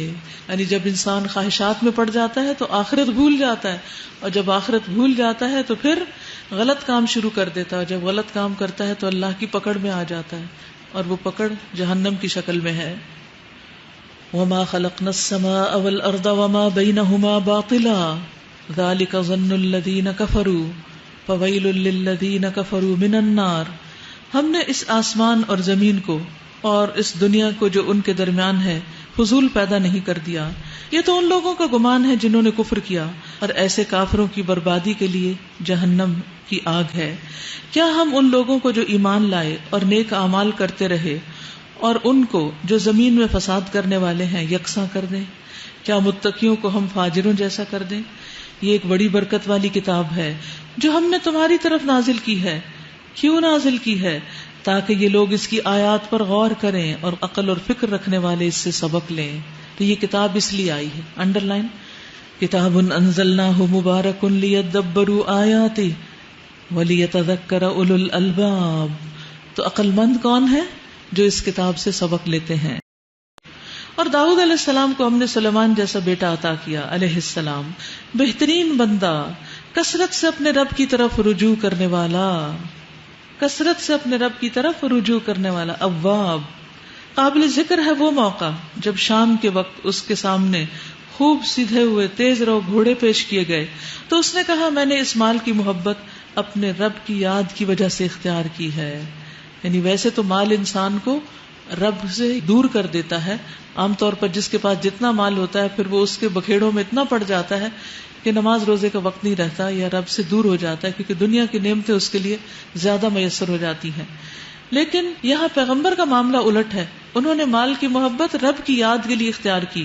کیا کہ یہ گھوڑے جو انہوں نے فی سبیل اللہ کے لیے تیار کیے ہوئے تھے وہ انہیں دیکھتے تھے تو ان کے دل میں اللہ کی محبت اور پیدا ہوتی تھی۔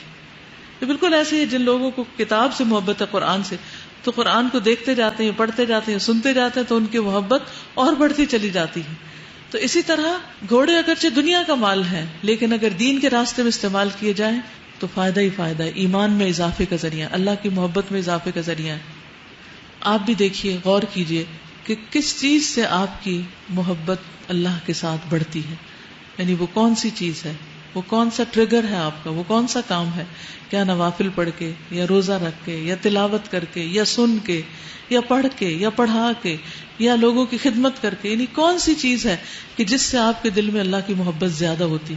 بس اس کی ڈوز بڑھا دیجیے، وہ کام زیادہ کرنا شروع کر دیجیے تاکہ اللہ کی محبت ہر چیز کو اوور پاور کر جائے۔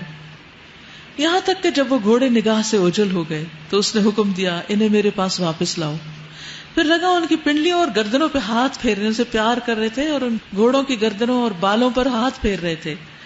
اور دیکھو کہ سلیمان کو بھی ہم نے آزما لیا اور اس کی کرسی پر ایک جسد لا کر ڈال دیا. پھر اس نے رجوع کر لیا اور کہا اے میرے رب مجھے معاف کر دے. اللہ اکبر. اس چیز سے بہت ڈر لگتا ہے نا کہ پتہ نہیں کس وقت اللہ تعالیٰ کس چیز کے ذریعے ہمیں آزما لیں اور کہیں ایسا نہ ہو کہ ہم آزمائش میں فیل ہو جائیں. اور خاص طور پر آخری زندگی مرنے سے پہلے یاد رکھیے جنت میں جانے کے لیے سب کا ٹیسٹ ہو رہا ہے, سب کا امتحان ہو رہا ہے. ایک بندہ ساری زندگی اچھے کام کرتا ہے اور آخر میں عین جا کر اس کے اوپر کوئی ٹیسٹ آتا ہے اور وہ اس کو فیل کر جاتا ہے. تو انجام تو آخری عمل کے ساتھ ہے کہ آخری عمل کیسا تھا اس کا. تو ان امتحانوں کو سمجھا کیجئے کہ کون سی چیز آپ کے لیے امتحان بن جاتی ہے. پتہ ہے کون سی چیز؟ جو ہمیں اللہ کی یاد بھلا دیتی ہے یا اللہ سے زیادہ ہمارے دل میں اپنی چاہت ڈال دیتی ہے. یہی ہمارا امتحان ہوتا ہے. تو پوری کوشش کر کے اس کو دل سے نکالنا چاہیے اور اللہ کی یاد کو اور اللہ کی محبت کو ہر چیز سے زیادہ ہونا چاہیے. اس نے کہا رب مجھے معاف کر دے اور مجھے وہ بادشاہت دے جو میرے بعد کسی کے لیے سزاوار نہ ہو. بے شک تو ہی اصل دینے والا ہے, وہاب ہے. تب ہم نے اس کے لیے ہوا کو مسخر کر دیا جو اس کے حکم سے نرمی کے ساتھ چلتی تھی جدھر وہ چاہتا تھا. سبحان اللہ. جب انسان امتحانوں میں کامیاب ہوتا ہے تو اللہ تعالیٰ کیسے کیسے راستے کھولتا ہے, کیسے کیسے دنیا میں بھی نعمتیں عطا کرتا ہے. اور شیاطین کو مسخر کر دیا, ہر طرح کے معمار اور غوطہ خور اور دوسرے جو پابند سلاسل تھے. ہم نے اس سے کہا یہ ہماری بخشش ہے, تجھے اختیار ہے, جسے چاہے دے اور جس سے چاہے روک لے, کوئی حساب نہیں. سبحان اللہ, کوئی حساب نہیں. یقیناً اس کے لیے ہمارے ہاں تقرب کا ایک مقام ہے اور بہتر انجام ہے. وَإِنَّ لَهُ عِندَنَا لَزُلْفَىٰ وَحُسْنَ مَآبٍ. پیغمبروں کے جو واقعات ہیں ان میں بھی بڑا غور و فکر کرنے کی ضرورت ہے کہ ان کی زندگیاں, ان کی شخصیتیں, ان کی پرسنالٹیز کیسی تھی, اللہ تعالیٰ نے کن خصوصیات کی وجہ سے ان کو چنا اور پھر کس طرح ان سے کام لیا اور کس طرح ان سے راضی ہو گیا اور کس طرح ان کے لیے دنیا میں بھی معجزات کر دی. ایک ایک پیغمبر کے ساتھ کوئی نہ کوئی معجزہ لگا ہوا ہے جو ان یوزول چیزیں, یہ ان کے شدید اخلاص کی وجہ سے. آج ہم وہ اخلاص کیسے پیدا کریں, یہ سوچنے کی بات ہے. ہمارے اندر وہ ذوق اور شوق اللہ کی محبت اور عبادت کا کیسے ہو اور ہمارے اندر نیکی کے جذبے کیسے آئیں. وَاذْكُرْ عَبْدَنَا ایوب, اور ہمارے بندے ایوب کا ذکر کرو علیہ السلام. اذ نادى ربه, جب اس نے اپنے رب کو پکارا کہ شیطان نے مجھے سخت تکلیف اور عذاب میں ڈال دیا ہے. یعنی طرح طرح کے, یعنی یہ نہیں کہ بیماری میں ڈال دیا, شیطان بیمار نہیں کر سکتا کسی کو, لیکن جب کوئی بیمار ہو جائے تو وسوسے بہت ڈالتا ہے دل میں اللہ تعالیٰ کے خلاف اور ادھر ادھر. اور پھر خاص طور پر جب ان کا سارا مال و دولت بھی ضائع ہو گیا اور ان کے رشتہ دار بھی ان کو چھوڑ کے چلے گئے تو اس وقت ان کے دل میں طرح طرح کی پریشانیاں آتی تھیں اور 18 سال تک وہ بیمار رہے. ہم نے اسے حکم دیا اپنا پاؤں زمین پر مار, یہ ہے ٹھنڈا پانی نہانے کے لیے, پینے کے لیے, بس یہی شفا ہے, پانی سے شفا. ہم نے اسے اس کے اہل و عیال واپس دیے اور ان کے ساتھ اتنے ہی اور اپنی طرف سے رحمت کے طور پر اور عقل اور فکر رکھنے والوں کے لیے درس کے طور پر کہ کس طرح اللہ تعالیٰ امتحان میں کامیاب ہونے کے بعد نعمتیں پہلے سے بھی زیادہ کر دیتا ہے. اور ہم نے اس سے کہا تنکوں کا ایک مٹھا لے اور اس سے مار دے, اپنی قسم نہ توڑ. کہتے ہیں کہ بیماری کے زمانے میں انہوں نے قسم کھا لی تھی کسی بات پہ ناراض ہو کر بیوی سے کہ میں تجھے صحت مند ہو گیا تو 100 کوڑے ماروں گا. تو اب وہ پریشان تھے, مارنا نہیں چاہتے تھے, تو اس کا حل یہ نکالا گیا. اور نہیں مارتے تھے تو قسم کیسے پوری کرتے؟ حکم دیا کہ ایک جھاڑو لو, اس کے اندر 100 تنکے ہو اور ایک دفعہ وہ لگا دو تو تمہاری قسم پوری ہو جائے گی. فَاضْرِب بِهِ وَلَا تَحْنَثْ, مار لو اور قسم نہیں توڑو, قسمیں نہیں توڑنی چاہیے. اِنَّا وَجَدْنَاهُ صَابِرًا نِعْمَ الْعَبْدُ إِنَّهُ أَوَّابٌ, ہم نے اسے صابر پایا, بہترین بندہ, اپنے رب کی طرف بہت رجوع کرنے والا, انتہائی صابر.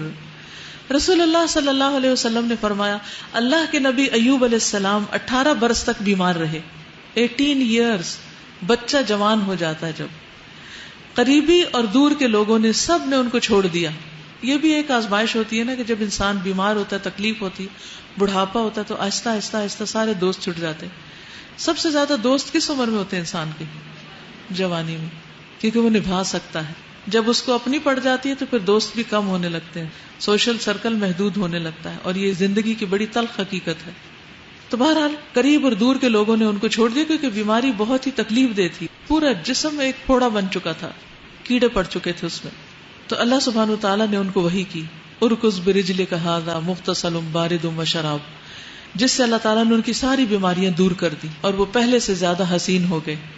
ان کے 2 کھلیان تھے، ایک گندم کا تھا اور ایک جو کا تھا، تو اللہ سبحانہ وتعالیٰ نے 2 بادل بھیجے، ایک بادل گندم کے کھلیان پہ برسا سونا لے کر، اور دوسرا جو کے کھلیان پر چاندی لے کر، اور دونوں کو بھر دیا سونے اور چاندی سے۔ تو یہ اسی چیز کی طرف یہاں اشارہ ہے کہ ہم نے اس کو اور زیادہ عطا کیا۔ لیکن اصل چیز جو ان کی دولت تھی وہ کیا تھی؟ ان کا صبر، ان کی عبادت، ان کی اطاعت، ان کا تحمل۔ ان سارے واقعات سے ایک خاص کامن بات سمجھ میں آ رہی ہے، اور وہ یہ ہے کہ اگر انسان تکلیف پر صبر کرتا ہے، حرام رستوں کی طرف نہیں جاتا، تو اللہ سبحانہ وتعالیٰ دنیا میں اس کو اس کی تکلیفوں کا نعم البدل عطا کر دیتا ہے۔ یعنی مثلاً آپ کا کام کاروبار اچھا نہیں، جاب اچھی نہیں، لیکن آپ پھر بھی کوئی غلط کام نہیں اس میں کرتے، رشوت نہیں لیتے، جھوٹ نہیں بولتے، اپنی ڈیوٹی پوری کرتے ہیں، اور آپ کرتے چلے جاتے ہیں۔ پھر ایک وقت آتا ہے کہ اللہ سبحانہ وتعالیٰ آپ کے سامنے اتنی بڑی اپرچونٹی لے آتا ہے کہ پچھلے سارے مسائل حل ہو جاتے ہیں، اور آپ کو نہیں پتا یہ کیوں ہوا، لیکن وہ آپ کی دیانت، امانت، صداقت کی وجہ سے اللہ نے آپ کے لیے خیر اور بھلائی کے راستے کھول دیے، کیونکہ یہی سبق ہے جو ہمیں ہر واقعے سے مل رہا ہے۔ اسی طرح انسان کو کوئی بیماری لاحق ہو جاتی ہے، کوئی بھی سچویشن آ جاتی ہے جس میں اس کے پاس ایک طرف حلال ہے اور ایک طرف حرام، تو اب حلال ابھی ہے نہیں، مہیا نہیں، میسر نہیں، صرف حرام ہے، اور وہ حرام سے بچتا رہتا ہے، بچتا رہتا ہے، بچتا رہتا ہے، تکلیف اٹھا اٹھا کے بچتا رہتا ہے، حتیٰ کہ حلال سامنے آ جائے تو اللہ سبحانہ وتعالیٰ اس کو حلال کی بھی کثرت عطا کر دیتے ہیں۔ پھر تو یاد رکھیے، جب بھی کبھی امتحان ہو اس میں جلد بازی نہیں کیجیے اور فوراً ہی ہار مان کے حرام راستے اختیار نہ کر لیجیے۔ وہ کہتے ہیں نا، دیر آیت درست آیت، دیر سے آتا ہے لیکن ٹھیک ہوتا ہے، تو جلدی آنے والے شر کو چھوڑ دیجیے اور دیر سے آنے والے خیر کو لے لیجیے، اس کا انتظار رکھیے اور یقین رکھیے کہ اللہ دنیا میں بھی دے گا۔ ربنا آتنا فی الدنیا حسنۃ وفی الآخرۃ حسنۃ وقنا عذاب النار۔ واذکر عبادنا ابراہیم واسحاق ویعقوب اولی الایدی والابصار انا اخلصناہم بخالصۃ ذکر الدار۔ اور ہمارے بندوں ابراہیم اور اسحاق اور یعقوب کا ذکر کرو، بڑی قوت عمل رکھنے والے اور دیدہ ور لوگ تھے، بڑے سمجھدار لوگ تھے، بہت بصیرت رکھتے تھے۔ ہم نے ان کو ایک خالص صفت کی بنا پر برگزیدہ کیا تھا، اور وہ دار آخرت کی یاد تھی۔ تو اس سے کیا پتہ چلتا ہے؟ جو شخص آخرت کو کثرت سے یاد کرتا ہے وہ اللہ کا پسندیدہ ہوتا ہے، وہ اللہ کا خاص بندہ ہوتا ہے۔ یقیناً ہمارے ہاں ان کا شمار چنے ہوئے نیک لوگوں میں ہے، اور اسماعیل اور الیسع اور ذوالکفل، ان کا بھی ذکر کرو، یہ سب بھی نیک لوگوں میں سے تھے۔ سبحان اللہ، اللہ کیسی تعریف کرتے ہیں، قیامت تک ان کی تعریفیں اس کتاب میں جاری ہیں۔ ھذا ذکر وان للمتقین لحسن مآب، یہ ایک ذکر تھا، اب سنو کہ متقی لوگوں کے لیے یقیناً بہترین ٹھکانہ ہے، ہمیشہ رہنے والی جنتیں جن کے دروازے ان کے لیے کھلے ہوں گے، ان میں وہ تکیے لگائے بیٹھے ہوں گے، ٹیک لگا لگا کے خوب خوب پھل اور مشروبات طلب کر رہے ہوں گے، اور ان کے پاس شرمیلی ہم سن بیویاں ہوں گی۔ یہ وہ چیزیں ہیں جنہیں حساب کے دن عطا کرنے کا تم سے وعدہ کیا جا رہا ہے، یہ ہمارا رزق ہے جو کبھی ختم ہونے والا نہیں، نو اینڈ۔ ان ھذا لرزقنا ما له من نفاد، یہ تو ہے متقیوں کا انجام۔ ھذا وان للطاغین لشر مآب، اور سرکشوں کے لیے بدترین ٹھکانہ ہے جہنم، جس میں وہ جھلسے جاتے رہیں گے، بہت ہی بری قیام گاہ یہ ہے ان کے لیے۔ بس وہ مزہ چکھے کھولتے ہوئے پانی اور پیپ لہو اور اسی قسم کی دوسری تلخیوں کا، اور وہ جہنم کی طرف اپنے پیروکاروں کو آتے ہوئے دیکھ کر آپس میں کہیں گے، یہ ایک لشکر تمہارے پاس گھسا چلا آ رہا ہے، کوئی خوش آمدید نہیں ان کے لیے، یہ آگ میں جھلسنے والے ہیں۔ وہ ان کو جواب دیں گے، نہیں بلکہ تم ہی جھلسے جا رہے ہو، کوئی خیر مقدم نہیں تمہارے لیے، تم ہی تو یہ انجام ہمارے آگے لائے ہو، کیسی بری ہے یہ جائے قرار۔ پھر وہ کہیں گے، اے ہمارے رب، جس نے ہمیں اس انجام کو پہنچانے کا بندوبست کیا، اس کو دوزخ کا دوہرا عذاب دے۔ اور وہ آپس میں کہیں گے، کیا بات ہے، ہم ان لوگوں کو کہیں نہیں دیکھتے جنہیں ہم دنیا میں برا سمجھتے تھے، وہ مولوی وغیرہ اور جو بڑے ریلیجس لوگ تھے جن کے بارے میں بڑا حقیر نقطہ نظر رکھتے تھے، وہ کدھر گئے سارے؟ ہم نے یوں ہی ان کا مذاق بنا لیا تھا، دنیا میں ہم ان پہ آوازیں کستے تھے، یا وہ کئی نظروں سے اوجھل ہیں؟ بے شک یہ سچی بات ہے، اہل دوزخ میں یہی جھگڑے ہونے والے ہیں، اہل دوزخ میں یہی جھگڑے ہونے والے ہیں۔ قل انما انا منذر وما من الہ الا اللہ الواحد القہار، اے نبی صلی اللہ علیہ وسلم ان سے کہیے میں تو بس خبردار کر دینے والا ہوں، کوئی حقیقی معبود نہیں مگر اللہ جو یکتا ہے، سب پر غالب، آسمانوں اور زمین کا مالک اور ان ساری چیزوں کا مالک جو ان کے درمیان ہے، زبردست اور درگزر کرنے والا۔ ان سے کہو یہ ایک بڑی خبر ہے جس کو سن کر تم منہ پھیرتے ہو، ما كان لي من علم بالملأ الأعلى إذ يختصمون إن يوحى إلي إلا أنما أنا نذير مبين۔ ان سے کہو مجھے اس وقت کی کوئی خبر نہ تھی جب ملأ اعلیٰ میں جھگڑا ہو رہا تھا، مجھ کو تو وحی کے ذریعے یہ باتیں صرف اس لیے بتائی جاتی ہیں کہ میں کھلا کھلا خبردار کرنے والا ہوں۔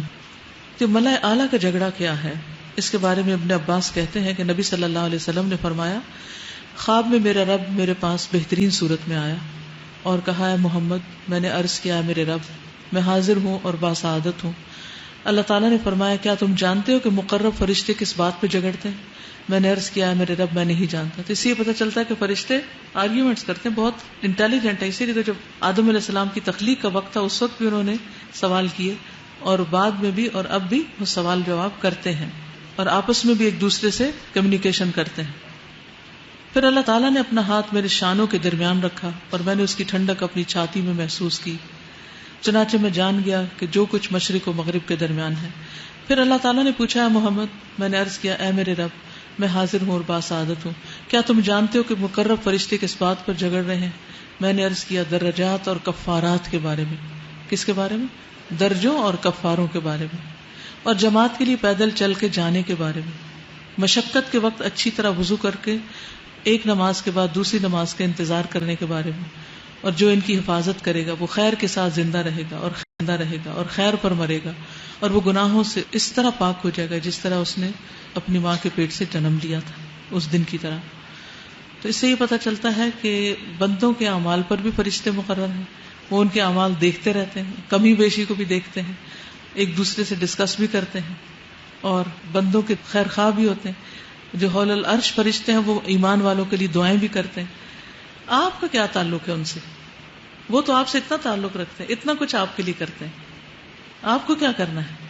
بس ایمان لے آنا ہے کہ میں فرشتوں پر ایمان لاتی ہوں بغیر ان کو دیکھے اور ہر شرک سے بچتے ہوئے۔ اذ قال ربك للملائكة انی خالق بشرا من طین فاذا سویته ونفخت فیہ من روحی فقعوا له ساجدین۔ جب تیرے رب نے فرشتوں سے کہا میں مٹی سے ایک بشر بنانے والا ہوں، پھر جب میں اسے پوری طرح بنا دوں اور اس میں اپنی روح پھونک دوں تو تم اس کے آگے سجدے میں گر جاؤ۔ اس حکم کے مطابق فرشتے سب کے سب سجدے میں گر گئے، مگر ابلیس نے اپنی بڑائی کا گھمنڈ کیا اور وہ کافروں میں سے ہو گیا۔ رب نے فرمایا، اے ابلیس تجھے کیا چیز اس کو سجدہ کرنے سے مانے ہوئی جسے میں نے اپنے دونوں ہاتھوں سے بنایا؟ تو بڑا بن رہا ہے یا تو ہے ہی کچھ اونچے درجے کی ہستیوں میں سے؟ اس نے جواب دیا، میں اس سے بہتر ہوں، آپ نے مجھ کو آگ سے پیدا کیا اور اس کو مٹی سے۔ یعنی یہ ہے ابلیس کا تکبر کہ اپنے آپ کو بہتر سمجھتا تھا دوسروں سے۔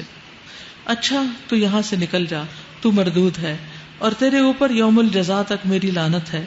وہ بولا، اے میرے رب یہ بات ہے تو پھر مجھے اس وقت تک کے لیے مہلت دے دے جب یہ لوگ دوبارہ اٹھائے جائیں گے۔ فرمایا، اچھا تجھے اس روز تک کی مہلت ہے جس کا وقت مجھے معلوم ہے۔ اس نے کہا، تیری عزت کی قسم میں ان سب لوگوں کو بہکا کر رہوں گا بجز تیرے ان بندوں کے جنہیں تو نے خالص کر لیا۔ پھر اخلاص کی بات ہے۔ فرمایا، تو حق یہ ہے اور میں حق ہی کہتا ہوں کہ میں جہنم کو تجھ سے اور ان سب لوگوں سے بھر دوں گا جو ان انسانوں میں سے تیری پیروی کریں گے۔ ابلیس کی خاص برائی کیا نظر آتی ہے آپ کو؟ تکبر، روڈنس، اپنے آپ کو بڑی چیز سمجھنا۔ تو جو اس کی اس چیز میں پیروی کرے وہ اس کے ساتھ ہی ہیں، تو اس لیے تواضع اختیار کرنی چاہیے اور اللہ سے ڈرنا چاہیے۔ قل ما اسألکم علیہ من اجر وما انا من المتکلفین۔ اے نبی صلی اللہ علیہ وسلم ان سے کہہ دیجئے کہ میں اس تبلیغ پر تم سے کوئی اجر نہیں مانگتا اور نہ میں بناوٹی لوگوں میں سے ہوں. یہ تو ایک نصیحت ہے تمام جہان والوں کے لیے، اور تھوڑی ہی مدت گزرے گی کہ تمہیں اس کا حال خود معلوم ہو جائے گا کہ دنیا کی حقیقت کیا تھی اور آخرت کی کیا. اور پھر جو زندہ رہے وہ بھی چند سال کے اندر دیکھ لے گا کہ مخالفین کے ساتھ کیا ہوا اور ایمان والوں کے ساتھ کیا ہوا. تو حقیقت یہ ہے کہ گزرتا ہوا وقت انسان کے بس میں نہیں کہ اسے روک سکے. لیکن صرف وقت نہیں گزرتا، بہت سی چیزیں تبدیل ہو جاتی ہیں اور یہ چینجز بھی آپ روک نہیں سکتے. اس لیے کبھی بھی انسان اپنے موجودہ حال پر ایسا پریشان نہ ہو کہ مایوس ہو جائے. یہ بھی گزر جائے گا. دس شیل ٹو پاس، یہ بھی چلا جائے گا. کبھی آپ نے دیکھا جو پہیا گھومتا ہے نا جب، تو اس کے ساتھ بعض اوقات کیا لگ جاتا ہے، چھوٹے چھوٹے تنکے وغیرہ لگ جاتے ہیں. تو پھر کیا ہوتا ہے، وہ تنکے ساتھ چپک کے چلے جاتے ہیں، پھر وہ جگہ بدلتی ہے. تو جس طرح پہیا بدلتا ہے اور جگہ تبدیل ہوتی ہے اور حالت تبدیل ہوتی ہے، ایسے ہی وقت کا پہیا بھی گھوم رہا ہے اور حالات تبدیل ہوتے جا رہے ہیں. لہٰذا کوئی بھی چیز جو آج آپ کو ڈپریس کر رہی ہو، اس پر ڈپریس ہونے کی ضرورت نہیں، کیونکہ وہ پرماننٹ نہیں ہے. ہر حال تبدیل ہونے والا ہے. بچپن بھی، جوانی بھی، بڑھاپا بھی، نیکی بھی، اور تکلیف کی حالت، بیماری کی حالت، ہر چیز تبدیل ہونے والی. تو انسان تبدیلیوں کی نظر ہو جاتا ہے. تو تبدیلی لازمی چیز ہے، اسے ایکسپٹ کرنا سیکھے. اور یہاں یہ جو کہا گیا کہ میں تکلف کرنے والوں میں سے نہیں ہوں، تو اس کا کیا مطلب ہے کہ بلا تکلف حق بات کو بیان کر دیتا ہوں. اور یہی طریقہ ہمارے اندر بھی ہونا چاہیے، کیونکہ تکلف میں ہے تکلیف سراسر. اور بناوٹی باتیں اور بناوٹی رویے جو ہوتے ہیں نا، بہت دن تک مینٹین نہیں ہو سکتے. اسے بی یور سیلف، ٹھیک ہے، لکھ لیجیے، be grateful, be hopeful, be yourself. جو ہیں وہی رہیں، اپنے اوپر خول نہ چڑھائیں، اس میں لطف بہت ہے. اگر اس حال میں کوئی آپ کو ایکسپٹ کرتا ہے تو وہی دراصل ایکسپٹنس ہے. اور اگر آپ کچھ بن سور کے سج کے کسی کے سامنے آ رہے ہیں، تو جب آپ کا روپ تبدیل ہوگا تو وہ بھی تبدیل ہو جائے گا. ٹھیک. شروع کرتی ہوں اللہ کے نام سے جو بے انتہا مہربان نہایت رحم فرمانے والا ہے. تنزیل الکتاب من اللہ العزیز الحکیم. اس کتاب کا نزول اللہ زبردست اور دانا کی طرف سے ہے، حکمت والا رب. انا انزلنا الیک الکتاب بالحق. بے شک ہم نے آپ کی طرف کتاب حق کے ساتھ اتاری ہے. فاعبد اللہ مخلصا لہ الدین. لہذا تم اللہ ہی کی بندگی کرو، دین کو اسی کے لیے خالص کرتے ہوئے، یعنی صرف ایک اللہ کی عبادت اور بغیر کسی شرک کے، بغیر کسی اور کی طرف متوجہ ہوئے. خبردار، دین خالص اللہ کا حق ہے، کیونکہ سب کچھ ہمیں دیا اللہ نے ہے، تو ہمیں بھی اپنا سب کچھ اللہ کو دینا چاہیے. رہے وہ لوگ جنہوں نے اس کے سوا دوسرے سرپرست بنا رکھے ہیں، اور اپنے اس فعل کی توجیہ یہ کرتے ہیں کہ ہم تو ان کی عبادت صرف اس لیے کرتے ہیں کہ وہ اللہ تک ہماری رسائی کرا دیں. کفار مکہ ہوں یا دنیا بھر کے مشرکین، وہ اپنے شرک کی یہی توجیہ کرتے ہیں. وہ کہتے ہیں ہم ان بزرگوں کو، ان پیروں کو، یہ بتوں کو نہیں مانتے، ہم تو دراصل ان کی سیوا اس لیے کرتے ہیں کہ یہ اللہ کے ہاں پہنچے ہوئے، یہ اللہ تک جانے کا رستہ ہے اور یہ اللہ تک ہمیں پہنچا دیں گے. ہم ان کا دامن پکڑ لیں گے تو ہم آسانی سے چلے جائیں گے اللہ تک، ہم ڈائریکٹ نہیں جا سکتے.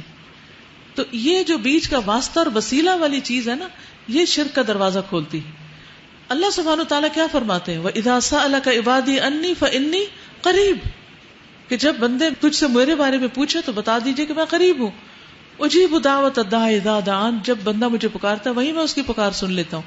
کسی واسطے کی ضرورت ہی نہیں. کہیں اللہ نے قرآن مجید میں فرمایا ہی نہیں کہ تم کوئی واسطے وسیلے ڈھونڈ کے لاؤ گے، ان کے ذریعے مجھ تک آؤ گے تو میں تمہاری بات سنوں گا، ورنہ نہیں.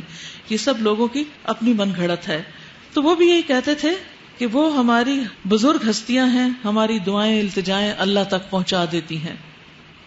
اللہ یقیناً ان کے درمیان ان تمام باتوں کا فیصلہ کر دے گا جن میں وہ اختلاف کر رہے ہیں. اللہ کسی ایسے شخص کو ہدایت نہیں دیتا جو جھوٹا اور منکر حق ہو. اگر اللہ کسی کو بیٹا بنانا چاہتا تو اپنی مخلوق میں سے جس کو چاہتا برگزیدہ کر لیتا. پاک ہے وہ اس سے کہ اس کا کوئی بیٹا ہو. وہ اللہ ہے اکیلا اور سب پر غالب، یعنی ہر چیز اس کے کنٹرول میں ہے. اس نے آسمانوں اور زمین کو برحق پیدا کیا. وہی دن پر رات کو اور رات پر دن کو لپیٹتا ہے. اسی نے سورج اور چاند کو اس طرح مسخر کر رکھا ہے کہ ہر ایک وقت مقرر تک چلے جا رہا ہے. جان رکھو وہ زبردست ہے اور درگزر کرنے والا ہے. اسی نے تم کو ایک جان سے پیدا کیا، پھر وہی ہے جس نے اس جان سے اس کا ایک جوڑا بنایا. اور اسی نے تمہارے لیے مویشیوں میں سے 8 نر اور مادہ پیدا کیے. وہ تمہاری ماؤں کے پیٹوں میں 3 تاریک پردوں میں سے تمہیں ایک کے بعد ایک شکل دیتا چلا جاتا ہے. یہی اللہ جس کے یہ کام ہے تمہارا رب ہے. بادشاہی اسی کی ہے، کوئی معبود اس کے سوا نہیں. پھر تم کدھر سے پھرائے جا رہے ہو؟ ان تکفروا فإن اللہ غنی عنکم، اگر تم کفر کرو تو اللہ تم سے بے نیاز ہے، لیکن وہ اپنے بندوں کے لیے کفر کو پسند نہیں کرتا. وَإِن تشکروا یرضہ لکم، اور اگر تم شکر ادا کرو تو وہ اسے تمہارے لیے پسند کرتا ہے. وَلَا تَزِرُ وَازِرَةٌ وِزْرَ أُخْرَىٰ، کوئی بوجھ اٹھانے والا کسی دوسرے کا بوجھ نہ اٹھائے گا. ثُمَّ إِلَىٰ رَبِّكُمْ مَرْجِعُكُمْ، پھر آخر تم سب کو اپنے رب کی طرف پلٹنا ہے. فَيُنَبِّئُكُمْ بِمَا كُنتُمْ تَعْمَلُونَ، پھر وہ تمہیں بتا دے گا کہ تم کیا کرتے رہے ہو. إِنَّهُ عَلِيمٌ بِذَاتِ الصُّدُورِ، وہ تو دلوں کا حال تک جانتا ہے. تو یہاں بھی اللہ سبحانہ وتعالی ہمیں صاف بتا رہے ہیں کہ تمہاری ناشکری اللہ کو پسند نہیں. اور ناشکری کیا ہے کہ اللہ سبحانہ وتعالی بندے کو ساری نعمتیں دے اور بندہ اسی رزق کو جا کر دوسروں کے نذرانے میں پیش کر دے. اللہ کو خوش کرنے کی بجائے اور ہستیوں کو خوش کرے، اللہ کی اطاعت کرنے کی بجائے اوروں کی بات مانگنے کے لیے بھاگا پھرے. یعنی نماز قضا کر کے اپنے اوپر کے باس کو خوش کرتا رہے، کسی طرح یہ خوش ہو جائے مجھ سے تاکہ مجھے دنیا زیادہ مل جائے. کیا یہ شکر گزاری ہے؟ نہیں. زندگی اللہ نے دی، علم حکمت اللہ نے دیا، اور اب صرف بندوں کو خوش کرنے کے پیچھے دوڑ رہے ہو. کوئی بوجھ اٹھانے والا کسی دوسرے کا بوجھ نہ اٹھائے گا. تو اصل بات یہ ہے کہ اللہ کا شکر ہر حال میں، ہر حال میں. شکر یہ نہیں ہوتا ابھی تو ٹھیک ہوں اور ابھی ذرا میں ٹھیک نہیں ہوں، اچھا نہیں. جس حال میں بھی ہو پہلے شکر ادا کیا کریں، اور اس کے بعد اگر اپنی کوئی تکلیف کسی کو بتا کے کوئی مدد حاصل کرنی ہے تو وہ کر لیا کریں. نبی صلی اللہ علیہ وسلم نے ایک آدمی سے کہا، اے فلاں تم نے کس حال میں صبح کی؟ کیف اصبحت؟ اس نے کہا، اے اللہ کے رسول صلی اللہ علیہ وسلم، میں آپ کے سامنے اللہ کا شکر ادا کرتا ہوں. رسول اللہ صلی اللہ علیہ وسلم نے فرمایا، میں تجھ سے یہی چاہتا تھا کہ تم یہی کہو کہ اللہ کا شکر ہے، الحمدللہ. اور جب بندہ الحمدللہ کہتا ہے تو اللہ تعالیٰ فرماتے ہیں، میرے بندے کے لیے میری بہت ساری رحمت لکھ دو. اگر ہم رحمت چاہتے ہیں تو کیا کریں؟ الحمدللہ الحمدللہ کہیں، تو وہ تکلیف خود ہی دور ہو جائے گی. باویلا کرنے سے، شور مچانے سے، ہنگامہ کرنے سے، بے چین اور پریشان ہونے سے تکلیف دور نہیں ہوا کرتی. وَإِذَا مَسَّ الْإِنسَانَ ضُرٌّ دَعَا رَبَّهُ مُنِيبًا إِلَيْهِ ثُمَّ إِذَا خَوَّلَهُ نِعْمَةً مِّنْهُ نَسِيَ مَا كَانَ يَدْعُو إِلَيْهِ. انسان پر جب کوئی آفت آتی تو وہ اپنے رب کی طرف رجوع کر کے اسے پکارتا ہے. پھر جب اس کا رب اسے اپنی نعمت سے نوازتا ہے تو وہ اس مصیبت کو بھول جاتا ہے جس پر وہ پہلے پکار رہا تھا، اور دوسروں کو اللہ کا ہمسر ٹھہراتا ہے تاکہ اس کی راہ سے گمراہ کر دے. اے نبی صلی اللہ علیہ وسلم، مجھ سے کہو کہ تھوڑے دن اپنے کفر سے لطف اٹھا لو، یقیناً تو دوزخ میں جانے والا ہے. یہاں شکر کے مقابلے میں جو رویہ ہے اس کو کفر کہا گیا ہے. کیا اس شخص کی روش بہتر ہے یا اس شخص کی جو مطیع فرمان ہے، رات کی گھڑیوں میں کھڑا رہتا ہے، سجدے کرتا ہے، آخرت سے ڈرتا ہے اور اپنے رب کی رحمت سے امید لگاتا ہے؟ ان سے پوچھو، کیا جاننے والے اور نہ جاننے والے دونوں کبھی یکساں ہو سکتے ہیں؟ نصیحت تو عقل رکھنے والے ہی قبول کرتے ہیں. اے نبی صلی اللہ علیہ وسلم، ان سے کہیے، اے میرے بندو جو ایمان لائے ہو، اپنے رب سے ڈرو. قُلْ يَا عِبَادِ الَّذِينَ آمَنُوا اتَّقُوا رَبَّكُمْ لِلَّذِينَ أَحْسَنُوا فِي هَذِهِ الدُّنْيَا حَسَنَةٌ. پھر وہی بات آگئی نا جس پورے پارے میں تھیم چل رہی ہے. جن لوگوں نے اچھا کیا ان کے لیے اس دنیا میں بھی اچھا ہے، اس دنیا میں بھی بھلائی ہے. وَأَرْضُ اللَّهِ وَاسِعَةٌ، اور اللہ کی زمین بہت وسیع ہے. إِنَّمَا يُوَفَّى الصَّابِرُونَ أَجْرَهُمْ بِغَيْرِ حِسَابٍ، اور صبر کرنے والوں کو تو ان کا اجر بے حساب دیا جائے گا. اور یہاں یہ بھی پتہ چلتا ہے کہ بندہ خوف کے ساتھ ساتھ اللہ تعالیٰ سے امید بھی رکھے، کیونکہ ایمان ان دونوں کیفیات کے درمیان کی چیز ہے. قُلْ إِنِّي أُمِرْتُ أَنْ أَعْبُدَ اللَّهَ مُخْلِصًا لَهُ الدِّينَ. اے نبی ان سے کہیے، مجھے حکم دیا گیا ہے کہ دین کو اللہ کے لیے خالص کر کے اس کی بندگی کروں، اور مجھے حکم دیا گیا ہے کہ سب سے پہلے میں خود مسلم بنوں. اس سے کیا پتہ چلتا ہے کہ تبلیغ کرنے سے پہلے خود عمل کرنا ضروری ہے. کہو، اگر میں اپنے رب کی نافرمانی کروں تو مجھے ایک بڑے دن کے عذاب کا خوف ہے. کہہ دو کہ میں تو اپنے دین کو اللہ کے لیے خالص کر کے اس کی بندگی کروں گا، تم اس کے سوا جس کی بندگی کرنا چاہو کرتے رہو. کہو، اصل دیوالیے تو وہی ہیں جنہوں نے قیامت کے روز اپنے آپ کو اور اپنے اہل و عیال کو گھاٹے میں ڈال دیا. خوب سن رکھو، یہی کھلا دیوالیہ ہے. لہم من فوقہم ظلل من النار ومن تحتہم ظلل، ان پر آگ کی چھتریاں اوپر سے بھی چھائی ہوئی ہوں گی اور نیچے سے بھی. یہ وہ انجام ہے جس سے اللہ اپنے بندوں کو ڈراتا ہے. بس اے میرے بندو میرے غضب سے بچو، بخلاف اس کے جن لوگوں نے طاغوت کی بندگی سے اجتناب کیا اور اللہ کی طرف رجوع کر لیا، ان کے لیے خوشخبری ہے. بس اے نبی صلی اللہ علیہ وسلم بشارت دے دو میرے ان بندوں کو جو بات کو غور سے سنتے ہیں. الذین یستمعون القول فیتبعون احسنا، پھر اس کے عمدہ حصے کی پیروی کرتے ہیں. اولئک الذین ھداھم اللہ، ایسے لوگوں کو اللہ ہدایت دیتا ہے. واولئک ھم اولو الالباب، اور ایسے ہی لوگ دراصل عقل مند ہیں. ابو ہریرہ کہتے ہیں کہ رسول اللہ صلی اللہ علیہ وسلم نے فرمایا، کیا میں تمہیں یہ بات نہ بتاؤں کہ تم میں سب سے بہتر کون ہے؟ اب اپنے لیے سوچئے کہ کیا بتایا جائے گا، کیا میں وہ ہوں یا نہیں. صحابہ نے عرض کیا یا رسول اللہ، جی صلی اللہ علیہ وسلم. آپ نے فرمایا تم میں سب سے بہترین لوگ وہ ہیں جن کی عمریں طویل ہوں اور احسن طریقے سے عمل کرنے والے ہوں، جن کے عمل اچھے ہوں. الذین یستمعون القول فیتبعون احسنا افمن حق علیہ کلمۃ العذاب. اے نبی صلی اللہ علیہ وسلم، اس شخص کو کون بچا سکتا ہے جس پر عذاب کا فیصلہ چسپاں ہو چکا ہو؟ کیا تم اسے بچا سکتے ہو جو آگ میں گر چکا ہو؟ البتہ جو لوگ اپنے رب سے ڈر رہے ہیں ان کے لیے بلند عمارتیں ہیں، منزل پہ منزل بنی ہوئی جن کے نیچے نہریں بہ رہی ہوں گی. یہ اللہ کا وعدہ ہے، اللہ اپنے وعدے کی کبھی خلاف ورزی نہیں کرتا. تم اپنے اندر تقوی پیدا کر لو اور اللہ تعالیٰ تمہارے لیے بہترین دنیا اور آخرت میں انجام دے دے گا. کیا تم نہیں دیکھتے کہ اللہ نے آسمان سے پانی برسایا، پھر اس کو سوتوں اور چشموں اور دریاؤں کی شکل میں زمین کے اندر جاری کیا، پھر اس پانی کے ذریعے سے وہ طرح طرح کی کھیتیاں نکالتا ہے جن کی قسمیں مختلف ہیں، پھر وہ کھیتیاں پک کر سوکھ جاتی ہیں، پھر تم دیکھتے ہو کہ وہ زرد پڑ گئیں، پھر آخر کار اللہ ان کو بھس بنا دیتا ہے. در حقیقت اس میں ایک سبق ہے عقل رکھنے والوں کے لیے. اب کیا وہ شخص جس کا سینہ اللہ نے اسلام کے لیے کھول دیا اور وہ اپنے رب کی طرف سے ایک روشنی پہ چل رہا ہے، اس شخص کی طرح ہو سکتا ہے جس نے ان باتوں سے کوئی سبق نہ لیا ہو؟